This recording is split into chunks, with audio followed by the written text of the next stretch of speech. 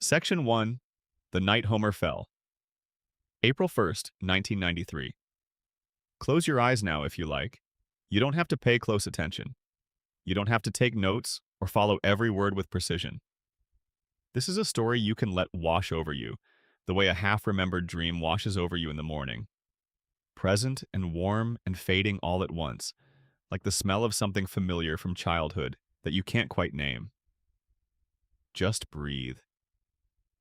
We're going somewhere slow tonight, somewhere yellow and familiar, somewhere that has always existed just at the edge of your peripheral vision, in the corner of the television screen, in that particular amber light of a Sunday evening in the early 1990s. We're going to Springfield, and we're going to stay there for a while. Let me set the scene for you. It is April 1st, 1993. The date matters. Hold on to it. In real-world television history, the episode that aired on that date was called So It's Come to This, a Simpsons clip show. It was the 18th episode of the 4th season of The Simpsons. On the surface, it was exactly what its name suggested. A clip show, a collection of greatest hits wrapped in a thin narrative frame, the kind of low-budget filler episode that television studios have used for decades when they need to fill a time slot without spending much money. But something happened in that episode that was not filler. Something happened that, when you look back at it now from the distance of more than 30 years, looks less like a throwaway plot device and more like a hinge. A pivot point. The moment around which everything else rotates, if you know where to look. Let me tell you what happened. Homer Simpson played an April Fool's prank on his son Bart. The prank went wrong. A beer can, shaken to explosive pressure meant to spray foam all over Bart's face, instead detonated with enough force to send Homer flying across the garage and through the air and into the far wall with tremendous impact. The force of the blow was catastrophic. Homer Simpson was taken to hospital. He was placed in a medically induced coma. And for the rest of that episode, he lay unconscious in a hospital bed while the family gathered around him, while Marge held his hand and Bart stood by the door looking guilty, and Lisa read to him from a book, the way people read to coma patients in the hope that something gets through. The doctors told the family something that was presented as a darkly comic aside, a throwaway joke in a show that traffics in throwaway jokes. They said Homer had lost 5% of his brain function. 5%. In a show about a man who is already, let's be honest, not operating at full cognitive capacity, that statistic is easy to laugh at and move on from. They said. Homer was already not smart. Now he is slightly less smart. The joke writes itself. The laugh track fires. The moment passes. But does it? Does it really pass? Or does that moment, that specific, dateable, seasonally anchored moment on April 1st, 1993, mark something much more significant than a punchline? Does it mark the point at which the Homer Simpson we had known for 4 years, the grounded, recognizable, blue-collar everyman of the first era of the show, began to give way to something else? Something stranger? Something more distorted, more surreal, more dreamlike? I think it does. I think that April night in 1993 is the most important moment in 36 years of Simpsons history. And tonight, very slowly, very gently, I'm going to tell you why. But first, let's go back even further. Because to understand what was lost, you have to understand what existed before it was lost. You have to sit with the Springfield of the early years, the show's first 3 seasons and the first 17 episodes of season 4, and feel the texture of that world, the specific gravity of it, the way it sat on the screen with a certain weight. The Simpsons debuted on December 17th, 1989. That first episode, a Christmas special called Simpsons Roasting on an Open Fire, introduced us to a family in recognizable trouble. Homer had not received his Christmas bonus at the power plant. Marge had spent the family's emergency Christmas savings on removing a tattoo from Bart's arm. There was no money for presents. The tree was sparse. The apartment, later to be revealed as a house at 742 Evergreen Terrace, was small and warm, and slightly worn at the edges. Homer went and got a job as a department store Santa. He was paid barely anything. He took his small earnings and put them all on a greyhound at the racetrack, a dog called Santa's Little Helper, and lost everything. And then the dog lost the race and came slinking off the track, unwanted by its owner, and Homer and Bart took the dog home. And the episode ended in warmth. It was a story about poverty, about the gap between what you want to give your family and what you are actually able to give them, about the particular grinding anxiety of being a working-class father in America in 1989, a year when the middle class was already beginning to feel the first pressures that would squeeze it for the next 3 decades. That was what The Simpsons was in the beginning. It was grounded. It was specific. It was rooted in a particular economic and emotional reality. Now breathe slowly. We're not rushing anywhere. This is the kind of story that only works if you let it unfold at its own pace. The way Springfield itself only reveals its secrets if you stop trying to find them and simply let yourself exist inside it for a while. Homer Simpson in 1989 was a particular kind of man. He was 36 years old. We know this because the show told us in those early seasons, with a consistency it would later abandon. He had worked at the Springfield nuclear power plant for years. He had married Marge Bouvier when she became pregnant with Bart. He had 2 daughters, Patty and Selma. No, sorry. He had 1 son and 2 daughters of his own. Bart and Lisa and Maggie. He drove a car that was falling apart. He drank beer at Moe's Tavern. He watched football. He fell asleep in his chair. He ate donuts with an almost spiritual fervor. He was recognizable. He was someone's father. He was someone's neighbor. He was the man in line at the grocery store. The man whose car wouldn't start. The man who forgot anniversaries and tried to make up for it too late. And occasionally, in moments of grace, got something exactly right. He was human. The Springfield around him in those years was human too. It had a specific civic texture, benign. A mayor who was corrupt but recognizably so, a police chief who was lazy but not supernatural, a school principal who was officious and occasionally cruel, but within the range of real principles that real children have suffered under. The town had a center of gravity. It had a history. It had economics. People in Springfield worried about money. They worked at jobs that wore them down. They lived in houses that needed repairs they couldn't afford. The comedy came from recognition. You laughed because you knew these people, because the exaggeration was just enough to make the familiar funny, not so much that it became alien. That is the Springfield of the first era. That is the Springfield that existed before April 1st, 1993. Something else you should know about that first era. The show was willing to be sad, not just funny sad, not just the kind of sadness that resolves in a warm hug before the credits roll. Real sadness, the kind that lingers. There is an episode in Season 1 called Homer's Odyssey in which Homer, fired from the power plant after causing yet another near meltdown, becomes so depressed that he walks to a bridge with a rock tied to his body, ready to jump.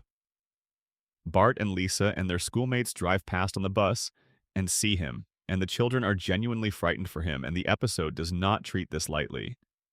It takes Homer's despair seriously. It shows a man who has concluded, in a moment of genuine darkness, that his family would be better off without him. The episode resolves happily. It always resolves happily. But the darkness was real. It was earned. It was allowed to exist in the frame without immediately being diffused by a joke. There is an episode in Season 2 called One Fish, Two Fish, Blowfish, Bluefish, in which Homer, after eating potentially fatal blowfish at a Japanese restaurant, believes he has 24 hours to live. He spends the day doing everything he has always meant to do, making peace with his father, telling Bart he loves him, listening to Lisa play her saxophone, lying in bed with Marge and holding her hand. The episode is genuinely moving. It earns its emotion. And when it turns out he has survived, the final image is Homer sitting in front of the television, alive and safe, and immediately slipping back into his old patterns, reaching for the remote, reaching for a beer, letting the extraordinary tenderness of that 24-hour vigil drain away like water through cupped hands. That image is devastating if you let yourself feel it. The show in those early years would let you feel things, and then, gradually, it would begin to let you feel less. We'll come back to that. For now, just rest. You are in Springfield. It is the early 1990s. The light is that particular shade of golden amber that animated shows of that era always seemed to use, warm and slightly flat, like late afternoon sunlight through a window. The streets have names: Evergreen Terrace, Elm Street, Main Street, and those names feel like they mean something, feel like they connect to a map that exists somewhere, a map you could trace with your finger. Marge is in the kitchen. You can hear the particular sound of her humming, that low, uncertain hum she makes when she is concentrating, when she is trying to get something right and is not quite sure she will. Homer is in the backyard. Bart is somewhere causing trouble in a way that will have consequences, but survivable ones. Lisa is upstairs, playing something on her saxophone that is slightly too complex for a child her age, a detail the show always used to signal that she is not entirely comfortable inside the world that has been assigned to her. Maggie is in her playpen. The television is on in the living room, even though no one is watching it. The television in the Simpsons household is almost always on. It functions less as entertainment and more as ambience, as the sound of American life, the constant hum of a culture talking to itself. This is the house before the fall. This is Springfield in its first, most grounded incarnation. It won't last much longer. Because April 1st, 1993 is coming, and Homer is going to go into that garage and pick up that beer can and shake it, and Bart is going to point and laugh, and the can is going to explode, and everything is going to change. Viewer engagement. End of section 1. Before we go any further into this story, I want to hear from you. Drop a comment right now and tell me what time it is where you are and where in the world you're watching from. There is something genuinely wonderful about knowing that someone in Tokyo and someone in Toronto and someone in a small town in the middle of nowhere are all falling asleep to the same story at the same moment. Tell me your time, tell me your place, and if you haven't subscribed yet, please do. It helps more than you know, and there is so much more to explore together. Section 2. The Springfield that existed before. Let me take you back further still. Before we can understand the fracture, we need to understand the whole thing, the unbroken, coherent, emotionally consistent world that The Simpsons built across its first 3.5 seasons. We need to walk its streets slowly, the way you walk through a house you grew up in that has since been sold to strangers, running your hand along the wallpaper, remembering where the light fell in the afternoon. This section is slow by design. It's meant to be absorbed rather than analyzed. So let the words come and go, and trust that by the time we arrive at that April night in 1993, you will feel its significance in a way that no amount of argument could produce on its own. The Simpsons was created by Matt Groening, a cartoonist from Portland, Oregon, who had been publishing a comic strip called Life in Hell since 1977. Groening developed The Simpsons almost impulsively. According to the story he has told many times, he was waiting in the lobby of producer James L. Brooks' office, preparing to pitch Life in Hell as an animated series, when he realized he didn't want to give away the rights to those characters. So, on the spot, in the lobby, he sketched out a new family. Homer, Marge, Bart, Lisa, the baby. He named Homer after his own father. He named Marge after his mother. The children's names, Bart, Lisa, Maggie, came from nowhere in particular, or everywhere in general, the way the right name for a fictional character often does. That origin story has the texture of myth. It may be entirely true. It may be somewhat embellished. Either way, it captures something essential about how the show began. Not from a carefully constructed premise, not from a pilot pitch document with detailed character bibles and thematic statements, but from a sketch, a quick rendering, a family that arrived almost fully formed, because Groening had been drawing variations of them his whole life. There is a phrase that writers use: the character knows things the author doesn't. It means that some characters arrive with a kind of interior coherence that exceeds what the writer consciously put there. You write them into a situation, and they respond in ways you didn't plan. Ways that feel true. Ways that feel discovered rather than invented. The Simpsons in those early years felt like that. The family felt discovered. Homer Jerome Simpson. Born May 12, 1956, according to the most consistent data the early show provides, though this detail would later become one of the many continuity casualties of the floating timeline.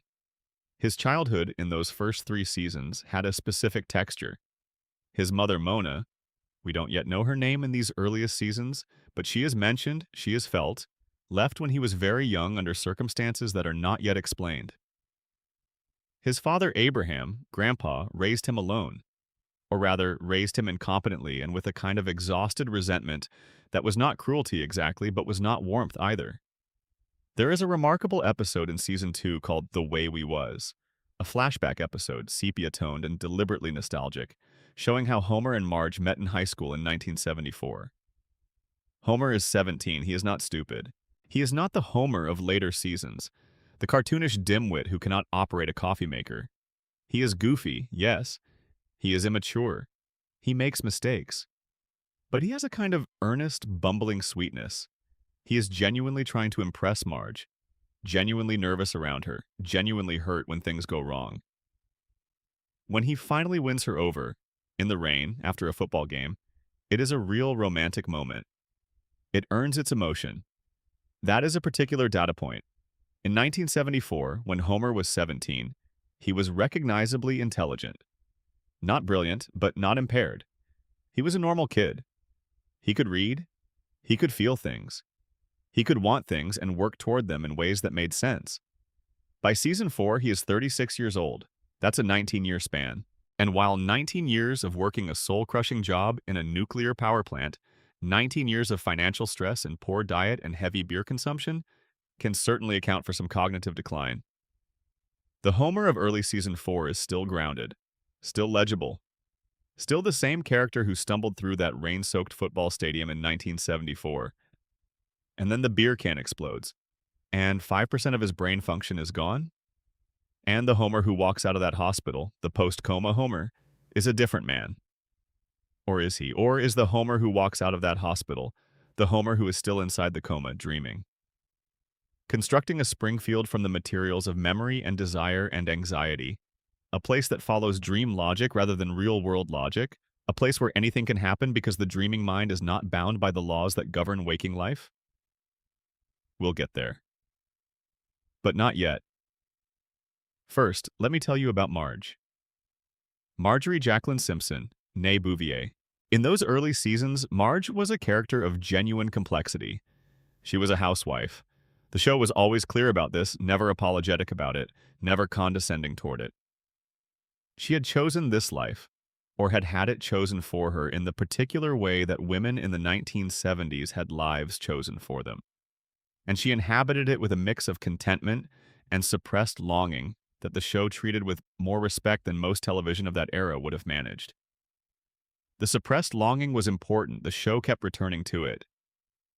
There is an episode, Marge Gets a Job, in season 4, in which Marge applies for work at the nuclear power plant and is hired and begins to rediscover a sense of professional capability and independence that has been dormant for years. The episode plays some of this for comedy, but it also plays it straight. Marge at work is competent. She is organized and friendly and good at what she does. She likes the feeling, and the episode holds that feeling seriously before it resolves its plot. There is another episode, Marge on the Lam, in a later season, but the seeds are planted earlier, in which Marge and a neighbor go out together without their husbands. And the episode becomes, briefly and surprisingly, a meditation on what women give up when they give up independent mobility, independent social lives, independent identities. The reference to Thelma and Louise is explicit. The show knows exactly what it's doing, and there is the moment. It comes in several different forms across these early years, in which Marge picks up a pencil and draws something, and the drawing is extraordinary. And everyone who sees it says, "You have real talent. You should do something with this." And then the moment passes and the talent goes back into dormancy and Marge goes back to the kitchen. The show kept showing us that moment, that specific, heartbreaking moment of talent and its suppression. It was not an accident.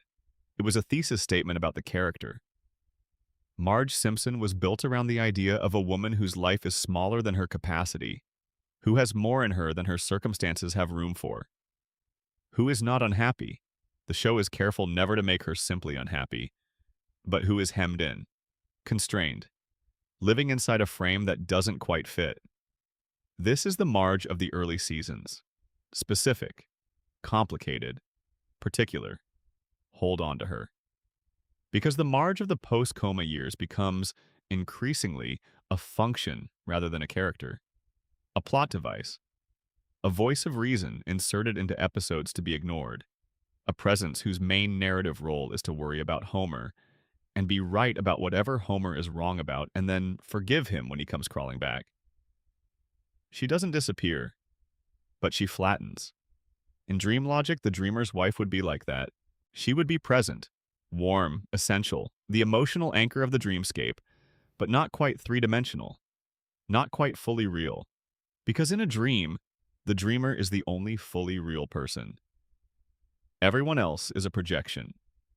Bart, Bartholomew Jojo Simpson, 10 years old in season 1. Still 10 years old in season 36. The floating timeline treats him more aggressively than almost any other character, because Bart is the character whose age is most dramatically in tension with what the story keeps asking him to do. In those early years, Bart was a specific kind of kid. He was a class clown. He was a rebel. He was the kind of boy who spray paints walls and makes prank calls and pulls fire alarms, not because he is malicious, but because he is restless, because the world has not yet given him any channel for his considerable energy. He was modeled, partly consciously, on every kid who ever sat in the back row and drove a teacher to distraction. On the specific, uncomfortable archetype of the boy who is too smart to be engaged by what school is offering him, and too undisciplined to find an alternative. The show was actually quite sympathetic to Bart in those years. There is an episode, Bart the Genius, in season 1, the very first proper episode after the Christmas special, in which Bart, through a cheating incident, ends up placed in a school for gifted children. And for 1 week, Bart is surrounded by kids who are accepted for being strange and smart, by teachers who take him seriously, by a world that seems to see something in him. He is not happy exactly. The work is too hard. The social dynamics are alien. But he is interested. He is trying. There is a scene in which a teacher takes the class to a museum and explains abstract art, and Bart asks a question that is unexpectedly perceptive, and the teacher is genuinely impressed, and Bart's face in that moment carries something. Surprise, hope, the beginning of a feeling that maybe he is not what school has always told him he is. And then it all falls apart, as it must, because Bart cannot sustain the deception, and he goes back to Springfield Elementary, and the moment of possibility closes. But the show let that moment exist. It let you feel what Bart could be if the circumstances were different, if someone had gotten to him early enough in the right way.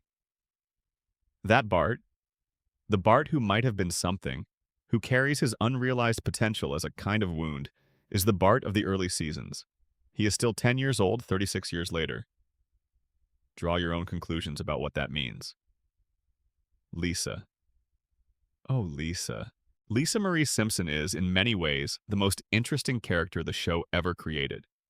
She is a prodigy, musical, intellectual, moral, living inside a family and a town and a culture that has almost no idea what to do with her. She plays jazz on a saxophone that is technically too large for her body. She reads books that adults in her world have never heard of. She cares about things, well, the environment, animals, social justice, the truth, with a fervor that her surroundings constantly dismiss or diminish. She is 8 years old. She will always be 8 years old. In those early seasons, the show treated Lisa's situation with a genuine, almost painful honesty. There is an episode, Moaning Lisa, in season 1, in which Lisa falls into a depression that the show refuses to explain away or resolve cheaply. She is sad. She doesn't know why entirely. She is a child who has encountered the gap between the world as it is and the world as she believes it should be. And the gap is too large, and she doesn't yet have the tools to live inside that gap without it hurting. The episode introduces a jazz musician, a warm, large, gentle man named Bleeding Gums Murphy, who plays saxophone on a bridge at night, and tells Lisa that the blues is about letting your feelings out, about refusing to pretend that the pain is not there. This matters to Lisa. This is the thing she has been looking for. Permission to feel what she feels, acknowledgement that feelings don't have to be tidied up and put away. It is one of the most quietly radical things the show ever did in its early years. Take a child's sadness seriously. And then in later seasons, the show would take Lisa's sadness seriously in a more performative way, it would become a plot point, a recurring character note, while the writers would return to again and again, but with decreasing conviction that the feeling underneath was real. In dreams, emotions are exaggerated. They are recognizable but distorted. You know you are sad in a dream because the dream keeps showing you symbols of sadness, keeps insisting on the feeling, rather than letting the feeling simply exist. That shift from earned emotion to performed emotion is one of the clearest markers of the post-coma Springfield. Maggie, Margaret Evelyn Simpson, 1 year old, always 1 year old. In the early seasons, Maggie's infant status was played primarily as a visual joke. The constant pacifier, the toddling walk, the wide eyes that registered everything around her with a composure that suggested either total understanding or total incomprehension. And the show was always artfully ambiguous about which. But the Maggie jokes in the early seasons tended to land because they were grounded in the specific comedy of infancy. The way a baby can reduce a tense adult situation to absurdity simply by existing in it. The way a child's needs reorganize the priorities of everyone around her. The most significant Maggie moment in the early era is not funny at all. It comes from the season 4 episode And Maggie Makes Three, in which Homer tells the story of how Marge became pregnant with Maggie. He had finally quit the power plant, finally gotten the job he always dreamed of, working at a bowling alley, a job of pure, simple pleasure, a job that made him genuinely happy. And then Marge was pregnant again, and Homer had to go back to the plant, had to swallow the dream, had to take the job he hated in order to provide for the family. Mr. Burns in that episode hangs a plaque above Homer's workstation that reads, "Don't forget, you're here forever." It is meant to be humiliating. It is the cruelest thing Burns could have devised, a daily reminder of Homer's captivity. And at the end of the episode, we see the plaque again. Except now Homer has covered parts of it with photographs of Maggie, baby photos, her face smiling up at him. And the plaque, with the photos in place, now reads, "Do it for her." That is the real Homer Simpson.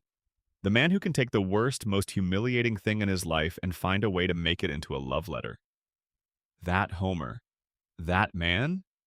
That is who is lying in the hospital bed on April 1st, 1993, with 5% of his brain function gone.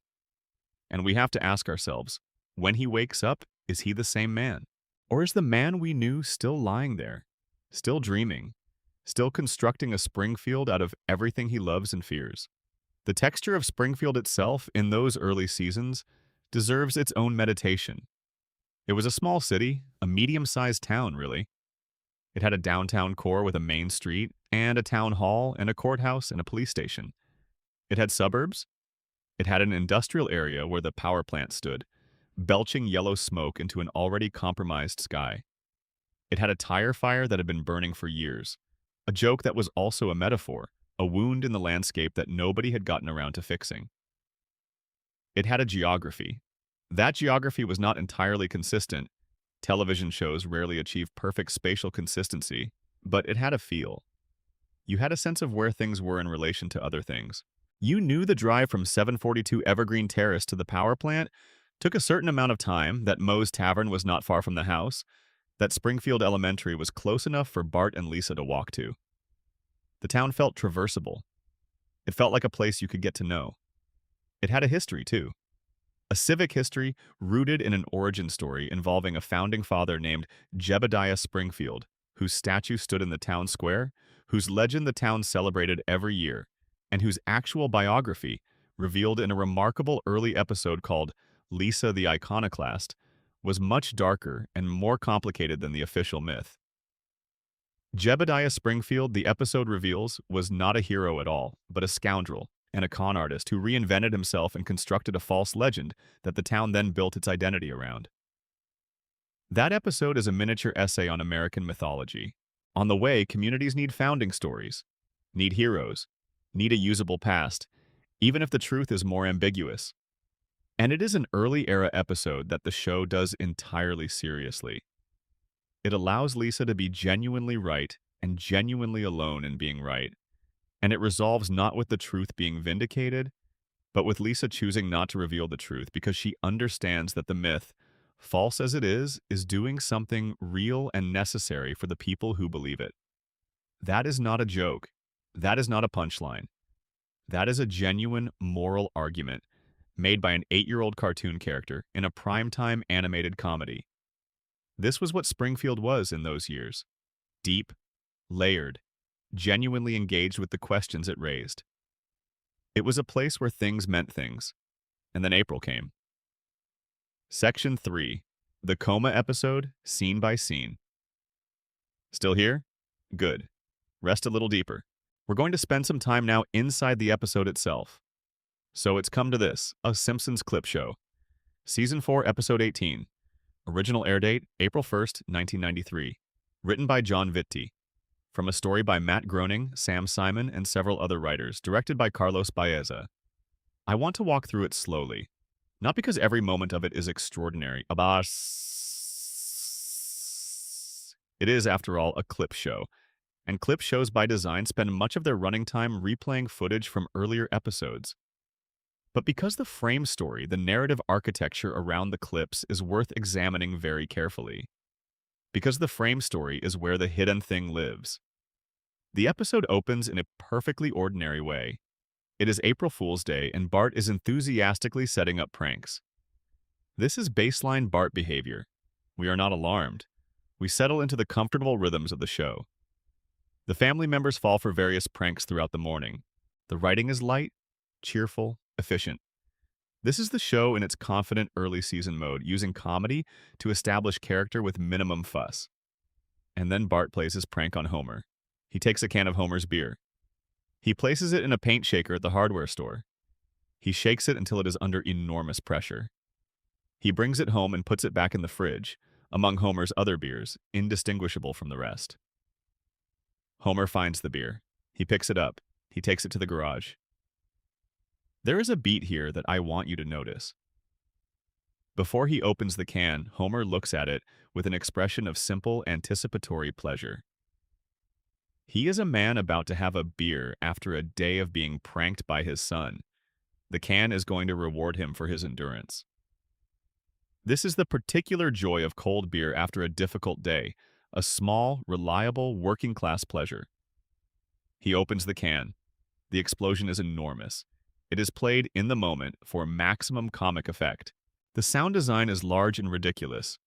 Homer is blown backwards through the air in a graceful arc and hits the far wall of the garage with tremendous force. He slides down the wall slowly, leaving a mark, and crumples to the floor. The family rushes in. Homer is unconscious. He is rushed to hospital. And here is where the episode does something interesting. The clip show portion of the episode, all those flashbacks, all those greatest hits, is framed as Homer's unconscious mind, somehow, replaying memories. Not explicitly, but atmospherically. The clips are not presented as a cold retrospective. They are woven into the coma narrative in a way that suggests interiority, suggests dreaming, suggests a mind that has been knocked loose from its moorings and is floating through its own archive. Think about that for a moment. The production team, whether intentionally or not, built their clip show around the image of a dreaming mind. A man in a coma, his consciousness adrift in a sea of memories, experiencing the past as the present, unable to distinguish between what was real and what is being reconstructed from the fragments of what was real. That is not just a narrative convenience. That is a structural blueprint. The Simpsons after season 4, the theory goes, is that dreaming mind? Is that sea of memories? Is that reconstruction? And the episode where it begins is, appropriately, the one that explicitly constructs Homer's coma as a story told from inside his own unconscious. Let's look at what happens during the coma itself. The doctors tell the family, with the cheerful bluntness of early Simpsons medical professionals, that Homer has lost 5% of his brain function as a result of the impact. They say this the way you'd say a car has lost 5% of its oil, with mild concern and the implicit suggestion that this is simply a data point, a fact about Homer's current state, neither catastrophic nor trivial. 5%. The number is precise. It is specific. It is not some or a little or a portion. It is 5%. It is measurable. It is real in the logic of the show's world. And it is worth asking what 5% of a brain means. The brain is not like a hard drive. You cannot cleanly separate 5% of its capacity and delete it, leaving the remaining 95% intact and fully functional. The brain is a network, a catastrophic network of interdependencies. When parts of it are damaged, the effects are not linear. They are cascading. They affect things you would not expect. They alter the relationships between the surviving parts. 5% loss, depending on which 5%, could mean almost nothing. Or it could mean profound change. It could mean the loss of a specific capability, or the loosening of a specific inhibition, or the degradation of the mechanism that distinguishes reality from imagination, the waking from the dreaming. The show does not specify which 5%. It leaves the number floating, unanchored, available for interpretation. We are going to interpret it. Bart, in the hospital waiting room, is consumed by guilt. This is important. This is one of the last episodes of the classic era in which Bart's guilt is treated as a genuine emotion rather than a plot device. He sits in the waiting room, and he is genuinely, visibly afraid that he has killed his father. The face that the animation gives him in these scenes is not the rubbery, exaggerated face of Bart in Crisis that later seasons would default to. It is quieter than that, more interior. He goes to Homer's room alone. Homer is on a machine. Tubes and beeping monitors. The light is different in the room. Softer, more clinical, slightly unreal. Bart talks to his father. He tells him things. He apologizes. He says things out loud that the show generally keeps below the surface.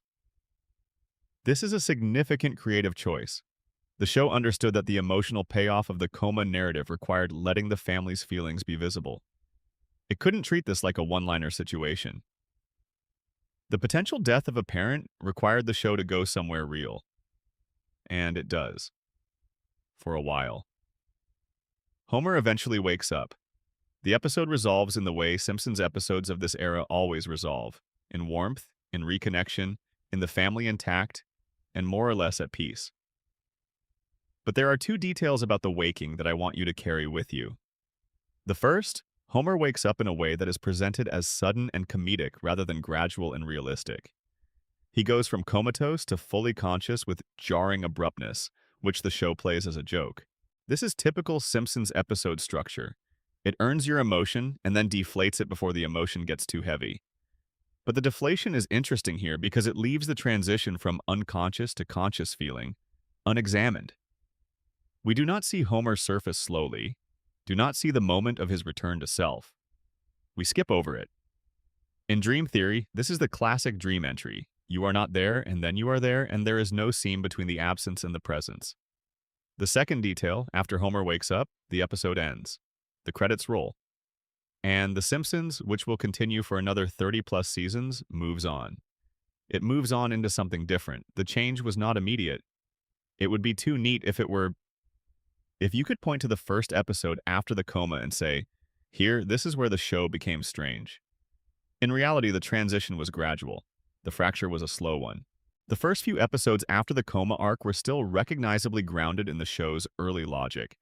But over the course of Season 5, Season 6, Season 7, something was shifting. Homer began to behave in ways that were harder to reconcile with the character who had walked through that rain-soaked stadium in 1974. He began to forget things he should not be able to forget.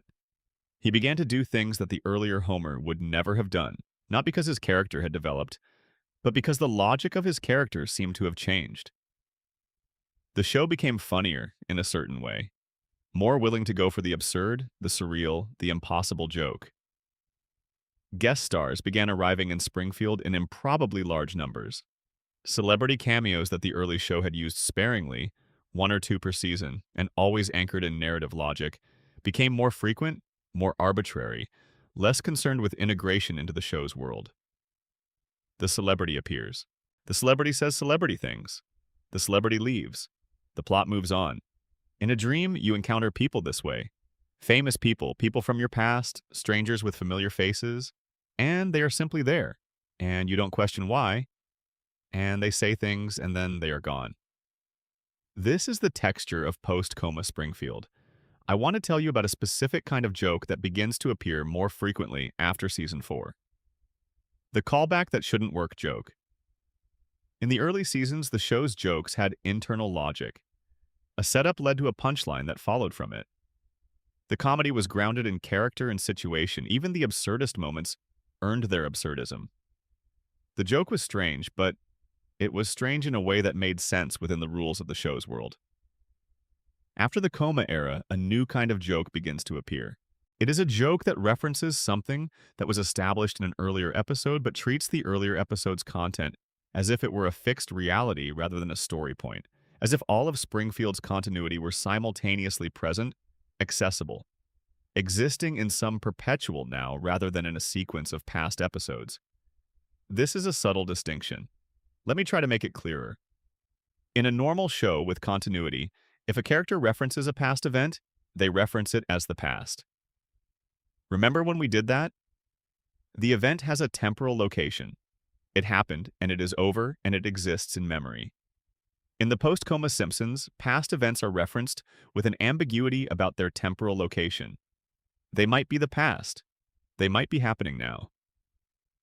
The show increasingly operates as if all of Springfield's history is simultaneously present, as if the timeline is not a line but a pool, everything floating together, nothing strictly before or after anything else. This is exactly how dreams work. In a dream, you can be in your childhood home and your current workplace at the same time. You can be talking to someone who is dead and someone who is alive in the same conversation. The temporal rules are suspended. Past and present and future coexist in the dreaming mind's particular kind of now. Springfield, after April 1993, begins to operate according to dream time. There is another structural change worth noting. In the early seasons, Springfield had a sky that changed. Seasons passed. Winter episodes looked like winter. Summer episodes had that particular quality of animated heat, the shimmer, the saturated colors, the quality of afternoon sunlight. The show tracked, loosely but genuinely, the passage of time through the year. After the coma, the seasons become increasingly arbitrary. Winter appears when the plot needs winter. Summer happens when the plot needs summer. The weather is not a function of when things are occurring, but of what the story needs. The sky changes to serve the narrative, not to document the passage of time. This is dream geography. In dreams, the environment reorganizes itself around what the dream requires. You are indoors and then outdoors, not because you walked through a door, but because the dream decided you needed to be outside. The sky is whatever color the dream emotion calls for. Springfield's sky after the coma becomes a dream sky. But there is something else in this episode. Something smaller. Something that might be the most important clue of all, if you're the kind of person who notices small things. At the end of the episode, when Homer is recovering, when the family is gathered around his bed and the warmth of survival is filling the room, Homer says something. He says something that is played as a joke, a throwaway line, a quick punchline before the scene ends. He says of his coma, "I had the strangest dream. Well, it doesn't matter." He starts to describe the dream, and then he stops. He says it doesn't matter. He doesn't describe it. The dream, whatever it was, is withheld. And here is what I'm going to suggest to you very quietly as you drift toward sleep. What if Homer never stopped describing the dream? What if the strangest dream that he started to describe and then interrupted himself from describing? What if that dream is The Simpsons? What if every episode from season 5 onward is the content of that dream? The thing Homer was about to tell us and then decided didn't matter? What if Springfield, as we know it, is the dream he didn't describe? Rest with that for a while. Don't try to resolve it. Don't try to make it neat. Let it sit at the edge of your thoughts, half-formed, the way the most interesting ideas prefer to sit. Homer is in a hospital bed. It is 1993. The monitors are beeping softly. The family is in the waiting room. And somewhere in Homer's head, something is dreaming Springfield into being. Evergreen Terrace, the power plant, Moe's, Springfield Elementary, the tire fire, Jebediah Springfield statue, the town in the valley surrounded by mountains that are only sometimes there, bordered by a sea that appears and disappears as the dream requires. All of it dreamed, all of it loved, all of it true in the only way that dreams are true, not in the sense of being accurate, but in the sense of being exact, expressing something exactly. hitting the precise frequency of feeling that could not be reached any other way. And now we're going to follow that dream, section by section, year by year, very slowly, very gently, into Springfield. Section 4. The hidden timeline, year by year. The years do not announce themselves in Springfield. That is the first thing you notice when you start paying attention. Real time, the kind that accrues in your bones, that shows up in your face, that turns children into teenagers and teenagers into adults and adults into the old people who were once your parents. Real time does not move through Springfield the way it moves through the world outside your window. Instead, Springfield has a different relationship with time, a more intimate one, a more selective one. The town ages in certain ways and not in others. It absorbs history. The show has always been meticulous about reflecting the political and cultural moment it exists in. But it does not let that history accumulate in the bodies of its characters or the architecture of its continuity. Time passes, the calendar turns, and Springfield remains. Tonight, we are going to walk through the decades of the post-coma era, year by year, and look at what the dream was dreaming.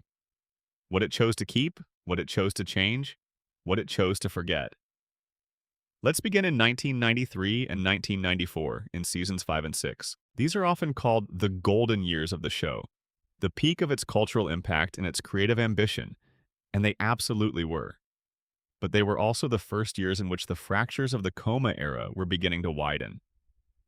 Season 5 gave us Homer's Barbershop Quartet, an episode in which Homer casually reveals that he was once part of a Beatles-style band called the B-Sharps that achieved global fame in the late 1980s, an achievement that his family somehow has no memory of, and that has left no apparent trace on Homer's life, relationships, or self-concept. The episode is funny, it is beautifully crafted, it is one of the most warmly received of the entire run. But think about what it requires us to accept. It requires us to accept that Homer Simpson, the man we have watched for 4 seasons, a man whose biography we have come to know in considerable detail, was at some point globally famous, was on the cover of magazines, was mobbed in airports, and that none of this left any mark on the version of Homer we know. In the real world, that is impossible. Fame of that scale changes people permanently. It leaves records. It alters relationships. It cannot simply evaporate. In a dream, it makes perfect sense. In a dream, you have memories that don't connect to your present circumstances. You have a past that doesn't explain your present. You were famous once. You had a band. None of it matters now. The dream moves on. Homer's Barbershop Quartet is the first truly dreamy episode of the post-coma era, the first episode that requires dream logic to function. Season 5 also gave us Homer and Apu, Deep Space Homer, Homer Goes to College, and Rosebud. These are all considered classics, and they are all, to varying degrees, episodes in which Homer's capabilities and circumstances expand far beyond what the earlier show established for him. In Deep Space Homer, Homer goes to space. He goes to actual outer space. He is launched on a NASA shuttle. He floats in zero gravity. He eats chips. He accidentally saves the mission through incompetence. Now, this is a wonderful episode. I am not arguing otherwise. The joke construction is superb. The satire of NASA bureaucracy is pointed. The imagery of Homer floating in the shuttle, backlit by the immensity of space, is unexpectedly beautiful. But Homer goes to space. The man from 742 Evergreen Terrace, the man who can barely keep his own car running, goes to space. In Season 1, the show gave him trouble affording Christmas. In Season 5, he orbits the Earth. How do we account for that trajectory? Dream logic. In dreams, scale has no consistent meaning. You can be in your childhood bedroom and then on the surface of the moon, and the transition requires no justification. The dream simply expands to accommodate whatever the dreamer needs to experience. Homer in the coma needs to experience space. And so Springfield provides space. Season 6, 1994 and 1995. This is the season of Lisa's wedding, perhaps the single most revealing episode in the entire post-coma catalog. It is set in the future, a glimpse of Lisa at the age of 23, engaged to be married to a British man named Hugh Parkfield. It is tender and funny and melancholy in equal measure. But here's the detail that the theory holds on to. In Lisa's wedding, the year is 2010. It is 15 years from 1995. And in 2010, as the episode imagines it, Lisa is 23 years old. But in 1995, Lisa is 8 years old. 8 plus 15 equals 23. The math works perfectly. The show in 1995, in season 6, is calculating Lisa's future age correctly from her current age, which means that in 1995, the show is still treating Lisa as genuinely 8 years old, as a character whose birthday falls in a real year and whose future age can be calculated from it. But of course, in 2010, the real 2010, Lisa was not 23. She was still 8. She would be 8 in 2025. She is 8 right now. So what Lisa's wedding is, in retrospect, is a dream's accurate imagining of what would happen if time were real. It is the dream momentarily acknowledging its own unreality, acknowledging that if Lisa were actually aging, this is where she would be in 15 years. It is the coma mind briefly touching the logic of the outside world before retreating back into the suspended present. It's a window, a gap in the curtain, and through it you can see the shape of what the dream is avoiding. Season 7, 1995 and 1996. By now, the show has fully found its post-coma rhythm. The guest stars are arriving in force. The celebrity cameos that were once carefully justified narrative events have become a regular feature of the Springfield landscape. Paul McCartney appeared. Elizabeth Taylor appeared. Leonard Nimoy appeared. Aerosmith appeared. The Red Hot Chili Peppers appeared. Each celebrity arrives in Springfield and exists there for the duration of their episode, and then is gone. The town absorbs them without apparent disruption. No lasting relationships are formed. The visit happens, the episode ends, and Springfield resets. This is the celebrity dream phenomenon. In dreams, you frequently encounter famous people. They appear naturally, without explanation, and you accept their presence with the casual equanimity of the dreaming mind. They do things that would be extraordinary if they were real. You have a conversation with a president, you have dinner with an actor you have loved your whole life, and in the dream, these encounters feel neither strange nor significant. They simply happen. And then you wake up, and they are gone. No trace, no lasting relationship, no evidence. Springfield, from season 7 onwards, is having this experience constantly. Famous people appear and are absorbed and leave no mark. The town's reality is flexible enough to accommodate them without strain. Season 8, the last unambiguously great season, by the consensus of most fans and critics. You Only Move Twice is in this season. The episode in which Homer is recruited by a charming supervillain named Hank Scorpio to work at his mountain compound in another state. Homer, oblivious to the supervillain part, loves the job. He loves the location. He loves Scorpio, who is warm and funny and genuinely seems to value Homer as a human being. Homer thrives there. And then it all ends. Scorpio turns out to have been trying to conquer the East Coast. Homer helps him accidentally, and the family moves back to Springfield. What is haunting about You Only Move Twice is not the parody of Bond villains, which is perfectly executed. It is the glimpse of an alternative Homer. And Homer who, in the right circumstances, with the right employer, with the right environment, could have been genuinely successful, could have found meaningful work, could have been valued. The episode shows us the Homer that might have been, and then it takes it away, and Springfield closes around the family like water. This is a dream feature. The dream shows you the road not taken, in vivid detail, and then removes it before you can follow it. You wake up having seen clearly what your life could be, and the vision fades, and you are in your own bed. Seasons 9 through 12. The late 1990s. This is the era when the show's critics first began to notice the changes. The term Flanderization was coined during this period, named after Ned Flanders, the show's cheerful Christian neighbor, who in the early seasons was a genuinely complex character and who in these later seasons became increasingly a single-note caricature. The term described a general pattern, characters becoming more extreme versions of their defining traits as the seasons progressed, losing the complexity that had made them feel real. Flanderization is a real phenomenon in the show. It is well documented and extensively discussed. But here's what I want to suggest. Flanderization is not a failure of the writing. It is a feature of dream logic. In dreams, people are often reduced to their essential quality. Your mother in a dream might be purely nurturing or purely critical, without the complicated mixture of both that defines her in waking life. Your boss in a dream might be purely authoritarian. Your best friend might be purely supportive. The dream simplifies people into their most recognizable aspects because the dreaming mind does not have the bandwidth to maintain full human complexity in every figure that populates it. Flanderization is the dream mind, Homer's coma mind, simplifying the characters of Springfield down to their most essential signals, making them easier to dream, more immediately recognizable, less demanding of the dreamer's cognitive resources. Ned Flanders is reduced to his Christianity because that is what the dream needs Ned to be. Chief Wiggum is reduced to his incompetence. Principal Skinner is reduced to his fussiness. Each of them becomes a symbol of themselves rather than a full person. The dream is economizing. The year 2000, season 11. By now the show has been running for 11 years.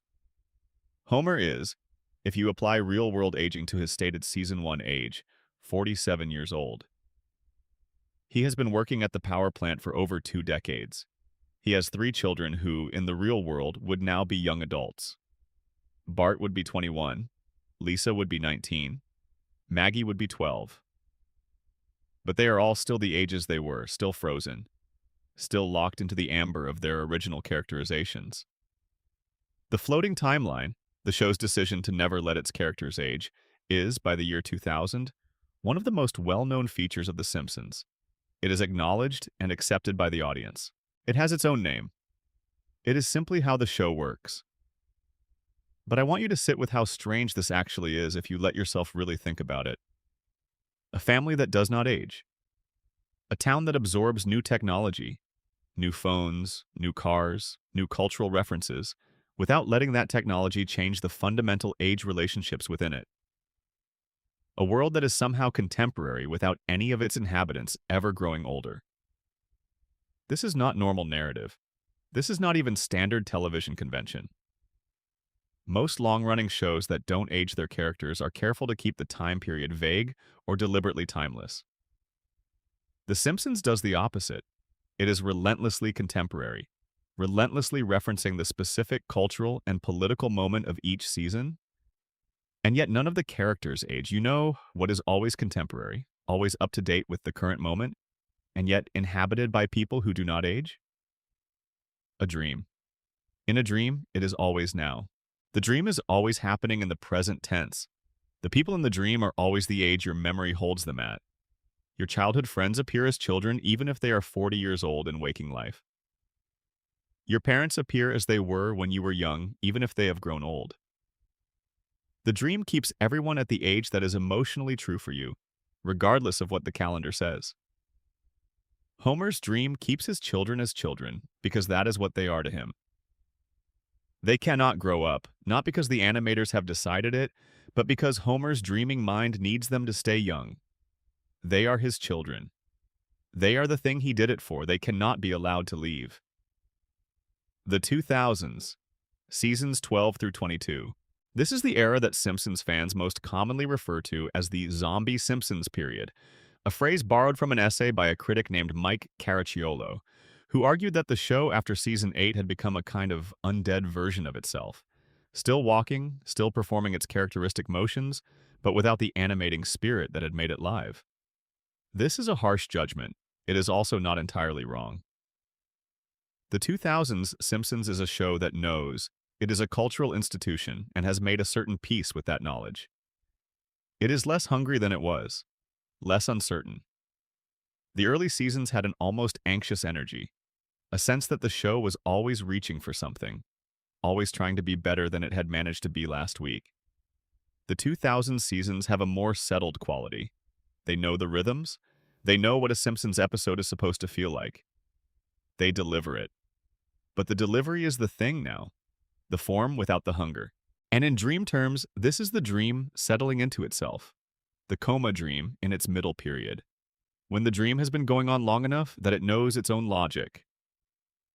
When the dreamer is deeply enough under that the dream is no longer testing its own edges, no longer questioning itself, no longer risking waking. The dream becomes self-sustaining. Springfield becomes self-sustaining. It no longer needs to push, it just needs to continue. The 2000s and 10s, the HD era, the show in high definition. Something interesting happens when the show upgrades to HD animation in season 20. The lines become cleaner, the colors become more saturated. Springfield becomes, in a visual sense, more vivid, more detailed, more present. And simultaneously, many longtime fans report that it feels less real. This is counterintuitive. Better picture quality should produce more immersion, not less. And yet, there is something about the transition from the slightly fuzzy, slightly warm visual quality of the classic-era Simpsons to the crisp, bright, clean visual quality of the HD era that changes the emotional experience of watching. The fan consensus, articulated in hundreds of online discussions over the years, is that the old animation felt lived in a way the new animation doesn't. Felt weathered. Felt like a place that had accumulated time. The HD Springfield is a place that looks like a dream of a place rather than a place. It is too clean, too present. The grain has been removed, and with the grain, something that felt like memory. In dream theory, there is a distinction between the phenomenology of early dream and late dream. In early phases of sleep, the dream is often hazy, inconsistent, shot through with static. In deeper phases, the dream can become extraordinarily vivid, more saturated, more detailed, more present than waking life. Hyper-real. The HD Simpsons is a hyper-real dream, a dream that has gone deeper. The 2020s, a global pandemic, a world in lockdown. During the COVID-19 pandemic of 2020 and 2021, something interesting happened to The Simpsons culturally. The show, which had spent 20 years being criticized for its predictive accuracy, for all the times it had apparently foretold future events, became the subject of renewed and intense fascination. The Simpsons predicted it phenomenon had been circulating for years, but during the pandemic, it reached new heights. Lists appeared, compilation videos.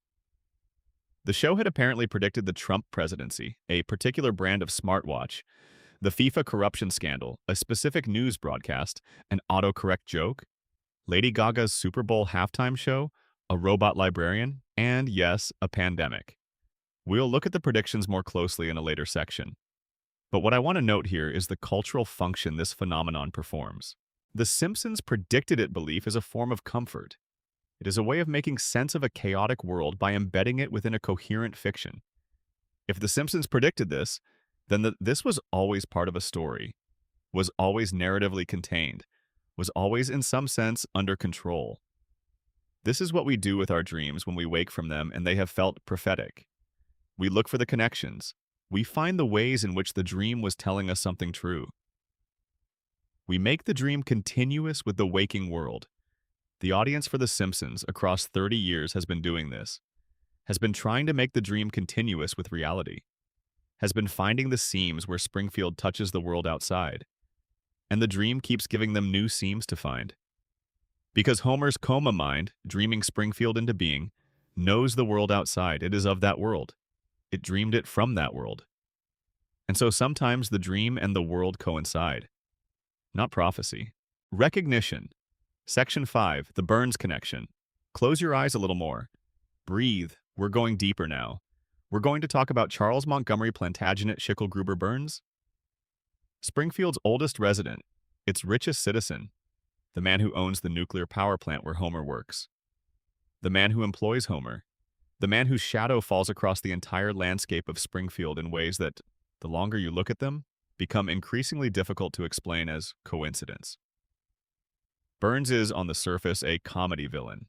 He is physically decrepit, impossibly ancient, comically ignorant of modern life, and possessed of a range of villainous ambitions that are always either absurd in scale, blocking out the sun, stealing candy from the city, rerouting the town's water supply, or petty in detail. He cannot remember Homer's name. He routinely forgets that Homer exists. He treats the citizens of Springfield with a contemptuous indifference that is so total, it loops around into a kind of inadvertent comedy.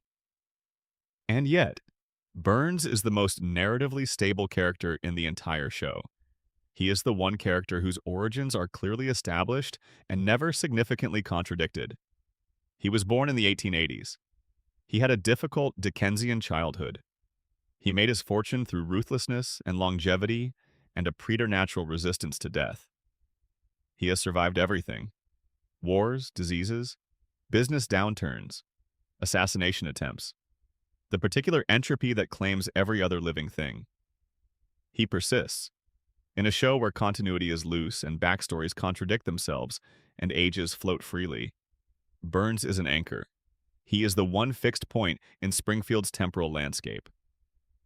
Why, let me tell you what we know about Burns and Homer, taken together. Homer was hired at the Springfield nuclear power plant many years before the show began.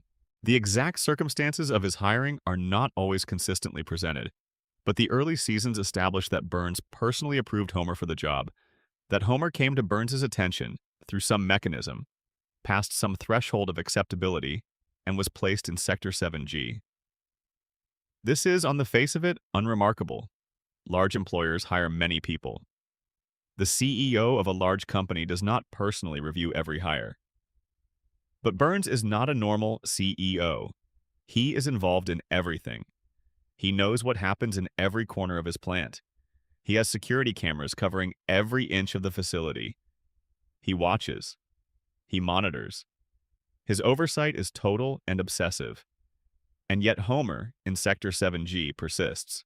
Homer, who is by any measurable standard a terrible employee, who has caused multiple near-nuclear disasters, who falls asleep at his monitoring station with disturbing regularity, who has been directly responsible for significant financial and operational losses for the plant.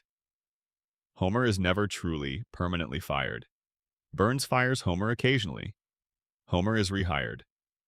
The status quo resets. Homer returns to his station. Burns does not know his name.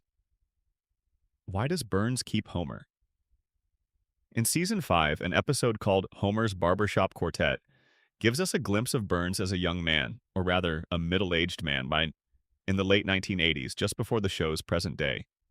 He is sharp, alert, motivated.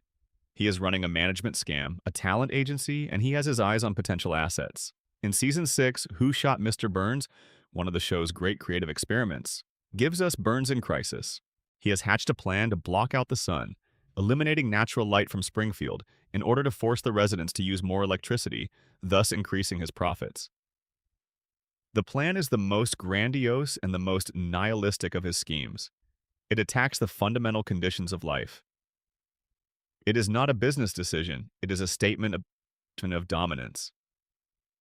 And then Burns is shot. He collapses in the town square. And for the duration of 2 episodes, the season finale and the season premiere, the show runs its famous whodunit. The ultimate revelation is Maggie. Maggie shot Burns. This is presented as an accident. Maggie, a baby, somehow came into possession of a gun, and in a struggle over a candy bar, the gun went off and Burns fell. That is the official resolution. The mystery solved. Case closed. But let me sit with that ending for a moment, because I think it rewards sitting.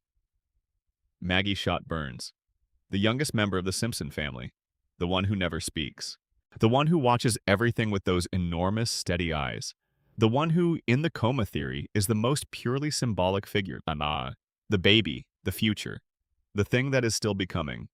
Maggie shot Burns. The most powerless person in Springfield defeated the most powerful one. In dream terms, this is the dreamer asserting control.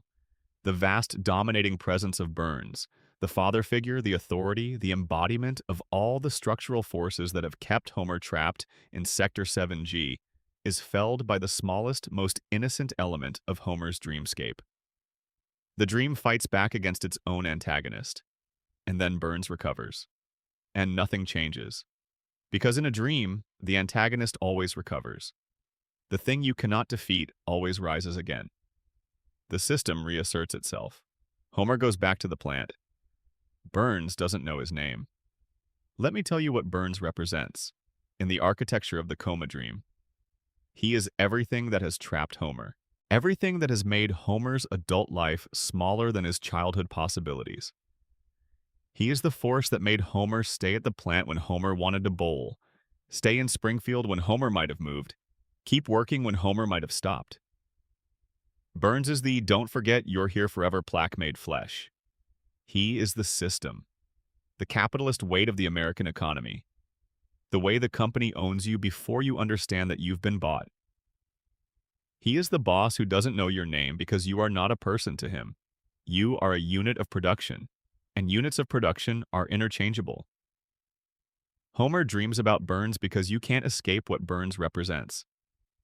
It is always there in the background of the dream, consuming the sunlight, blocking the sky. But the dream also, in its own way, gives Homer ways to defeat Burns. Temporary, revocable victories. Moments where Homer outfoxes the old man, where the ordinary person wins against the powerful institution. The dream insists on these victories, even though they never stick, because the dreamer needs them. Homer needs to believe he can beat Burns, that the system can be outsmarted, that ordinary life has dignity even inside its captivity. And so Burns is defeated again and again, and rises again and again, and the cycle continues, forever. There is a version of Burns that appears in the show's very early seasons that is worth revisiting. In Season 1 and Season 2, Burns is frightening in a way he later ceases to be. He is not just cartoonishly evil, he is specifically menacing. There is a quality of genuine malice in him that the animation and the voice performance, Harry Shearer's extraordinary, papery, ancient delivery, makes real. There is a Season 1 episode called "Two Cars in Every Garage and Three Eyes on Every Fish," in which Burns runs for governor of Springfield. The episode tracks his campaign with a real journalist's eye for political manipulation, for the way money and media and image management can construct a viable candidate out of almost any raw material. Burns in this episode is not just a joke. He is a genuine threat. He could win. He nearly does. And there is a moment in that episode when Burns, having failed in his attempt to appear like a normal human at Marge's dinner table, retreats to his car and sits in the dark, in which Burns is, briefly, unexpectedly, something close to sad. He tried. He tried to be a person, to connect, to eat a bite of normal food in a normal house. He couldn't do it. And in the moment before the car pulls away, his face in the window carries something. You almost feel for him. The early show was capable of that, of making you feel briefly for Charles Montgomery Burns, of giving him interiority, a wound, a recognizable failure. The later show would mostly abandon this, reducing Burns to a more efficient comedy machine. But those early glimpses of the man beneath the monster are important, because they tell us that Homer's coma mind, in constructing Burns, did not build him as a simple antagonist. It built him with complexity, with contradiction, with the ambivalence that we feel toward all the forces that have shaped and constrained us. You can hate what has trapped you and also understand it. You can despise the system and also, in unguarded moments, see the human beings who built it and who are also, in their way, trapped by it. Homer's dream of Burns contains all of this. There is another aspect of the Burns story that the theory finds essential. Burns is functionally immortal. He is, by the show's own internal chronology, well over 100 years old. He was born in the 1880s. He has lived through 2 world wars, the Great Depression, the entire arc of the American century. He should be long dead. He should have been long dead when the show began. And yet, he persists. In a few episodes, the show has tried to explain his longevity. He has an indeterminate number of diseases that somehow cancel each other out, leaving him in a state of precarious equilibrium. He has the constitution of an ancient and terrible tortoise.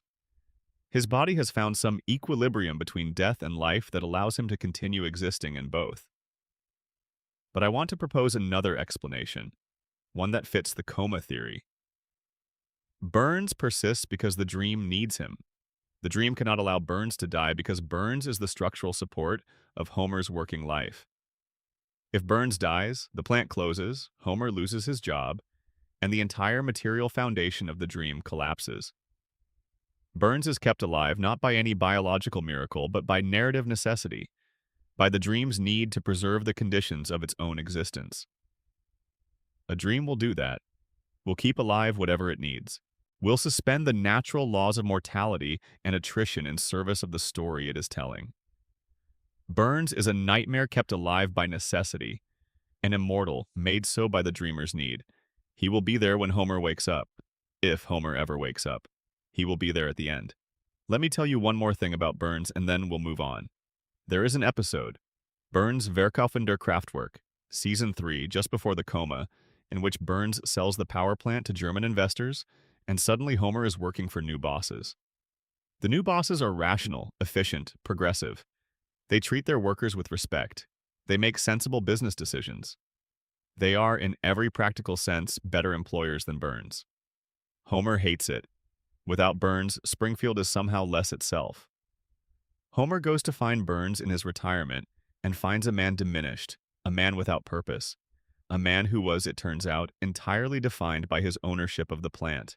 And Homer, bizarrely, feels something like compassion for him. Burns buys the plant back. Order is restored. Homer is miserable again, in the comfortable, familiar way. There is something very honest in that, about the way we become attached to our captors, about the way familiar suffering is less frightening than unfamiliar freedom, about the way institutions, even oppressive ones, structure our sense of self in ways we don't recognize until they're gone. The dream keeps Burns alive because Homer needs him, not in spite of everything Burns represents, because of it. Section 6, Mona Simpson and the Secret War.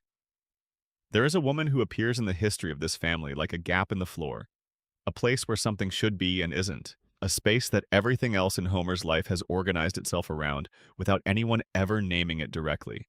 Her name is Mona Simpson, Homer's mother. For the first 6 seasons of The Simpsons, Homer's mother was dead. This was the established fact.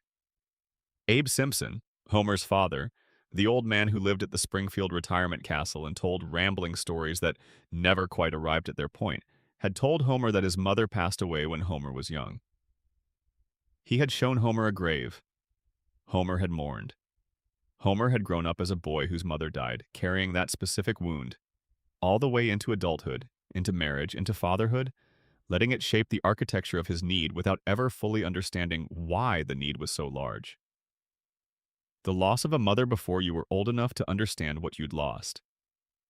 That is a particular kind of grief. It doesn't sit in the usual place grief sits. It sits deeper, in the foundation. In the place you built everything else on top of. And in Season 7, the show revealed that the foundation was built on a lie. The episode is called Mother Simpson. It aired November 19th, 1995. It is, by the consensus of nearly everyone who has written about this show at length, one of the 10 greatest episodes in the entire 36-year run. Here is what happens. Homer, attempting to fake his own death to avoid working on a Saturday, this is very Homer, the method of arrival is very Homer, discovers while trying to correct his death certificate at the Hall of Records that his mother is listed as alive.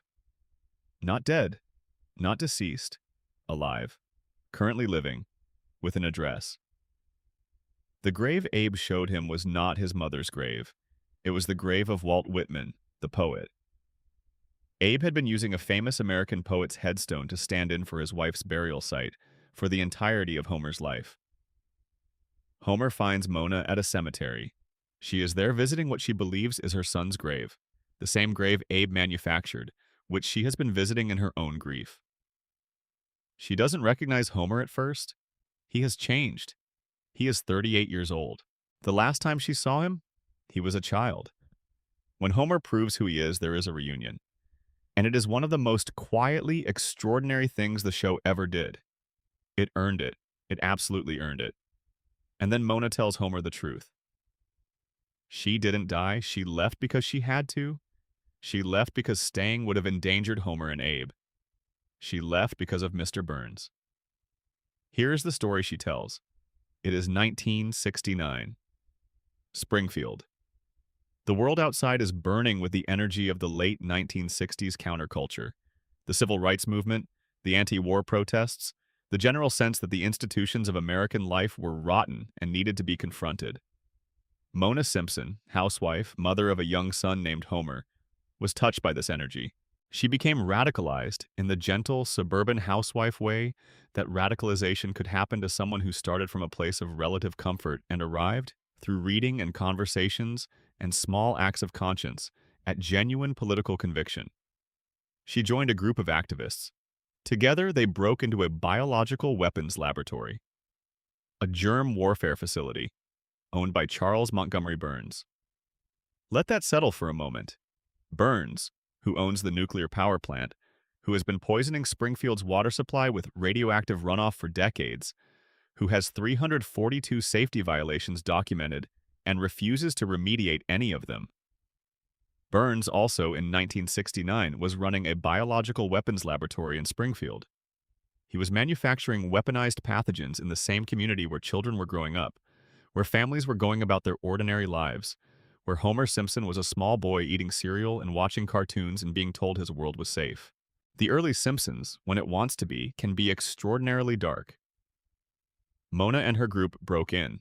They detonated what the show describes as an antibiotic bomb, a device designed to neutralize the biological agents stored in the facility.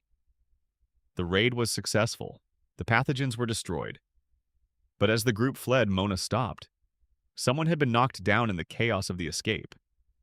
She stopped to help them up. The person she stopped to help was Burns. Burns saw her face, and from that moment, her life as she knew it was over. Burns reported her to the FBI. She became a fugitive.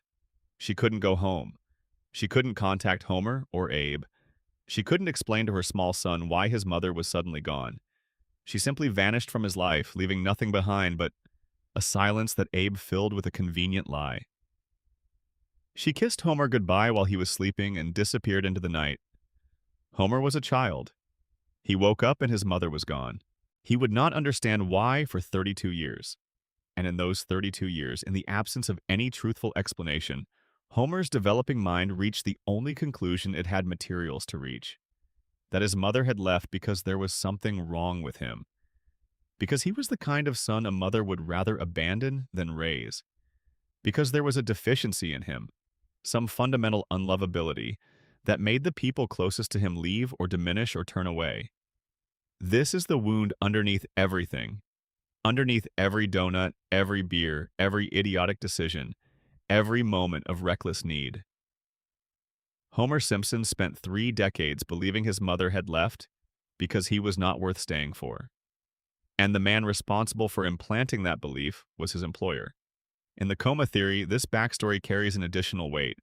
If Homer is dreaming Springfield from inside a hospital bed, then the revelation of Mona's story is the dream excavating its own pain. The unconscious mind, working through the logic of the dream, is unearthing the source material of Homer's wound.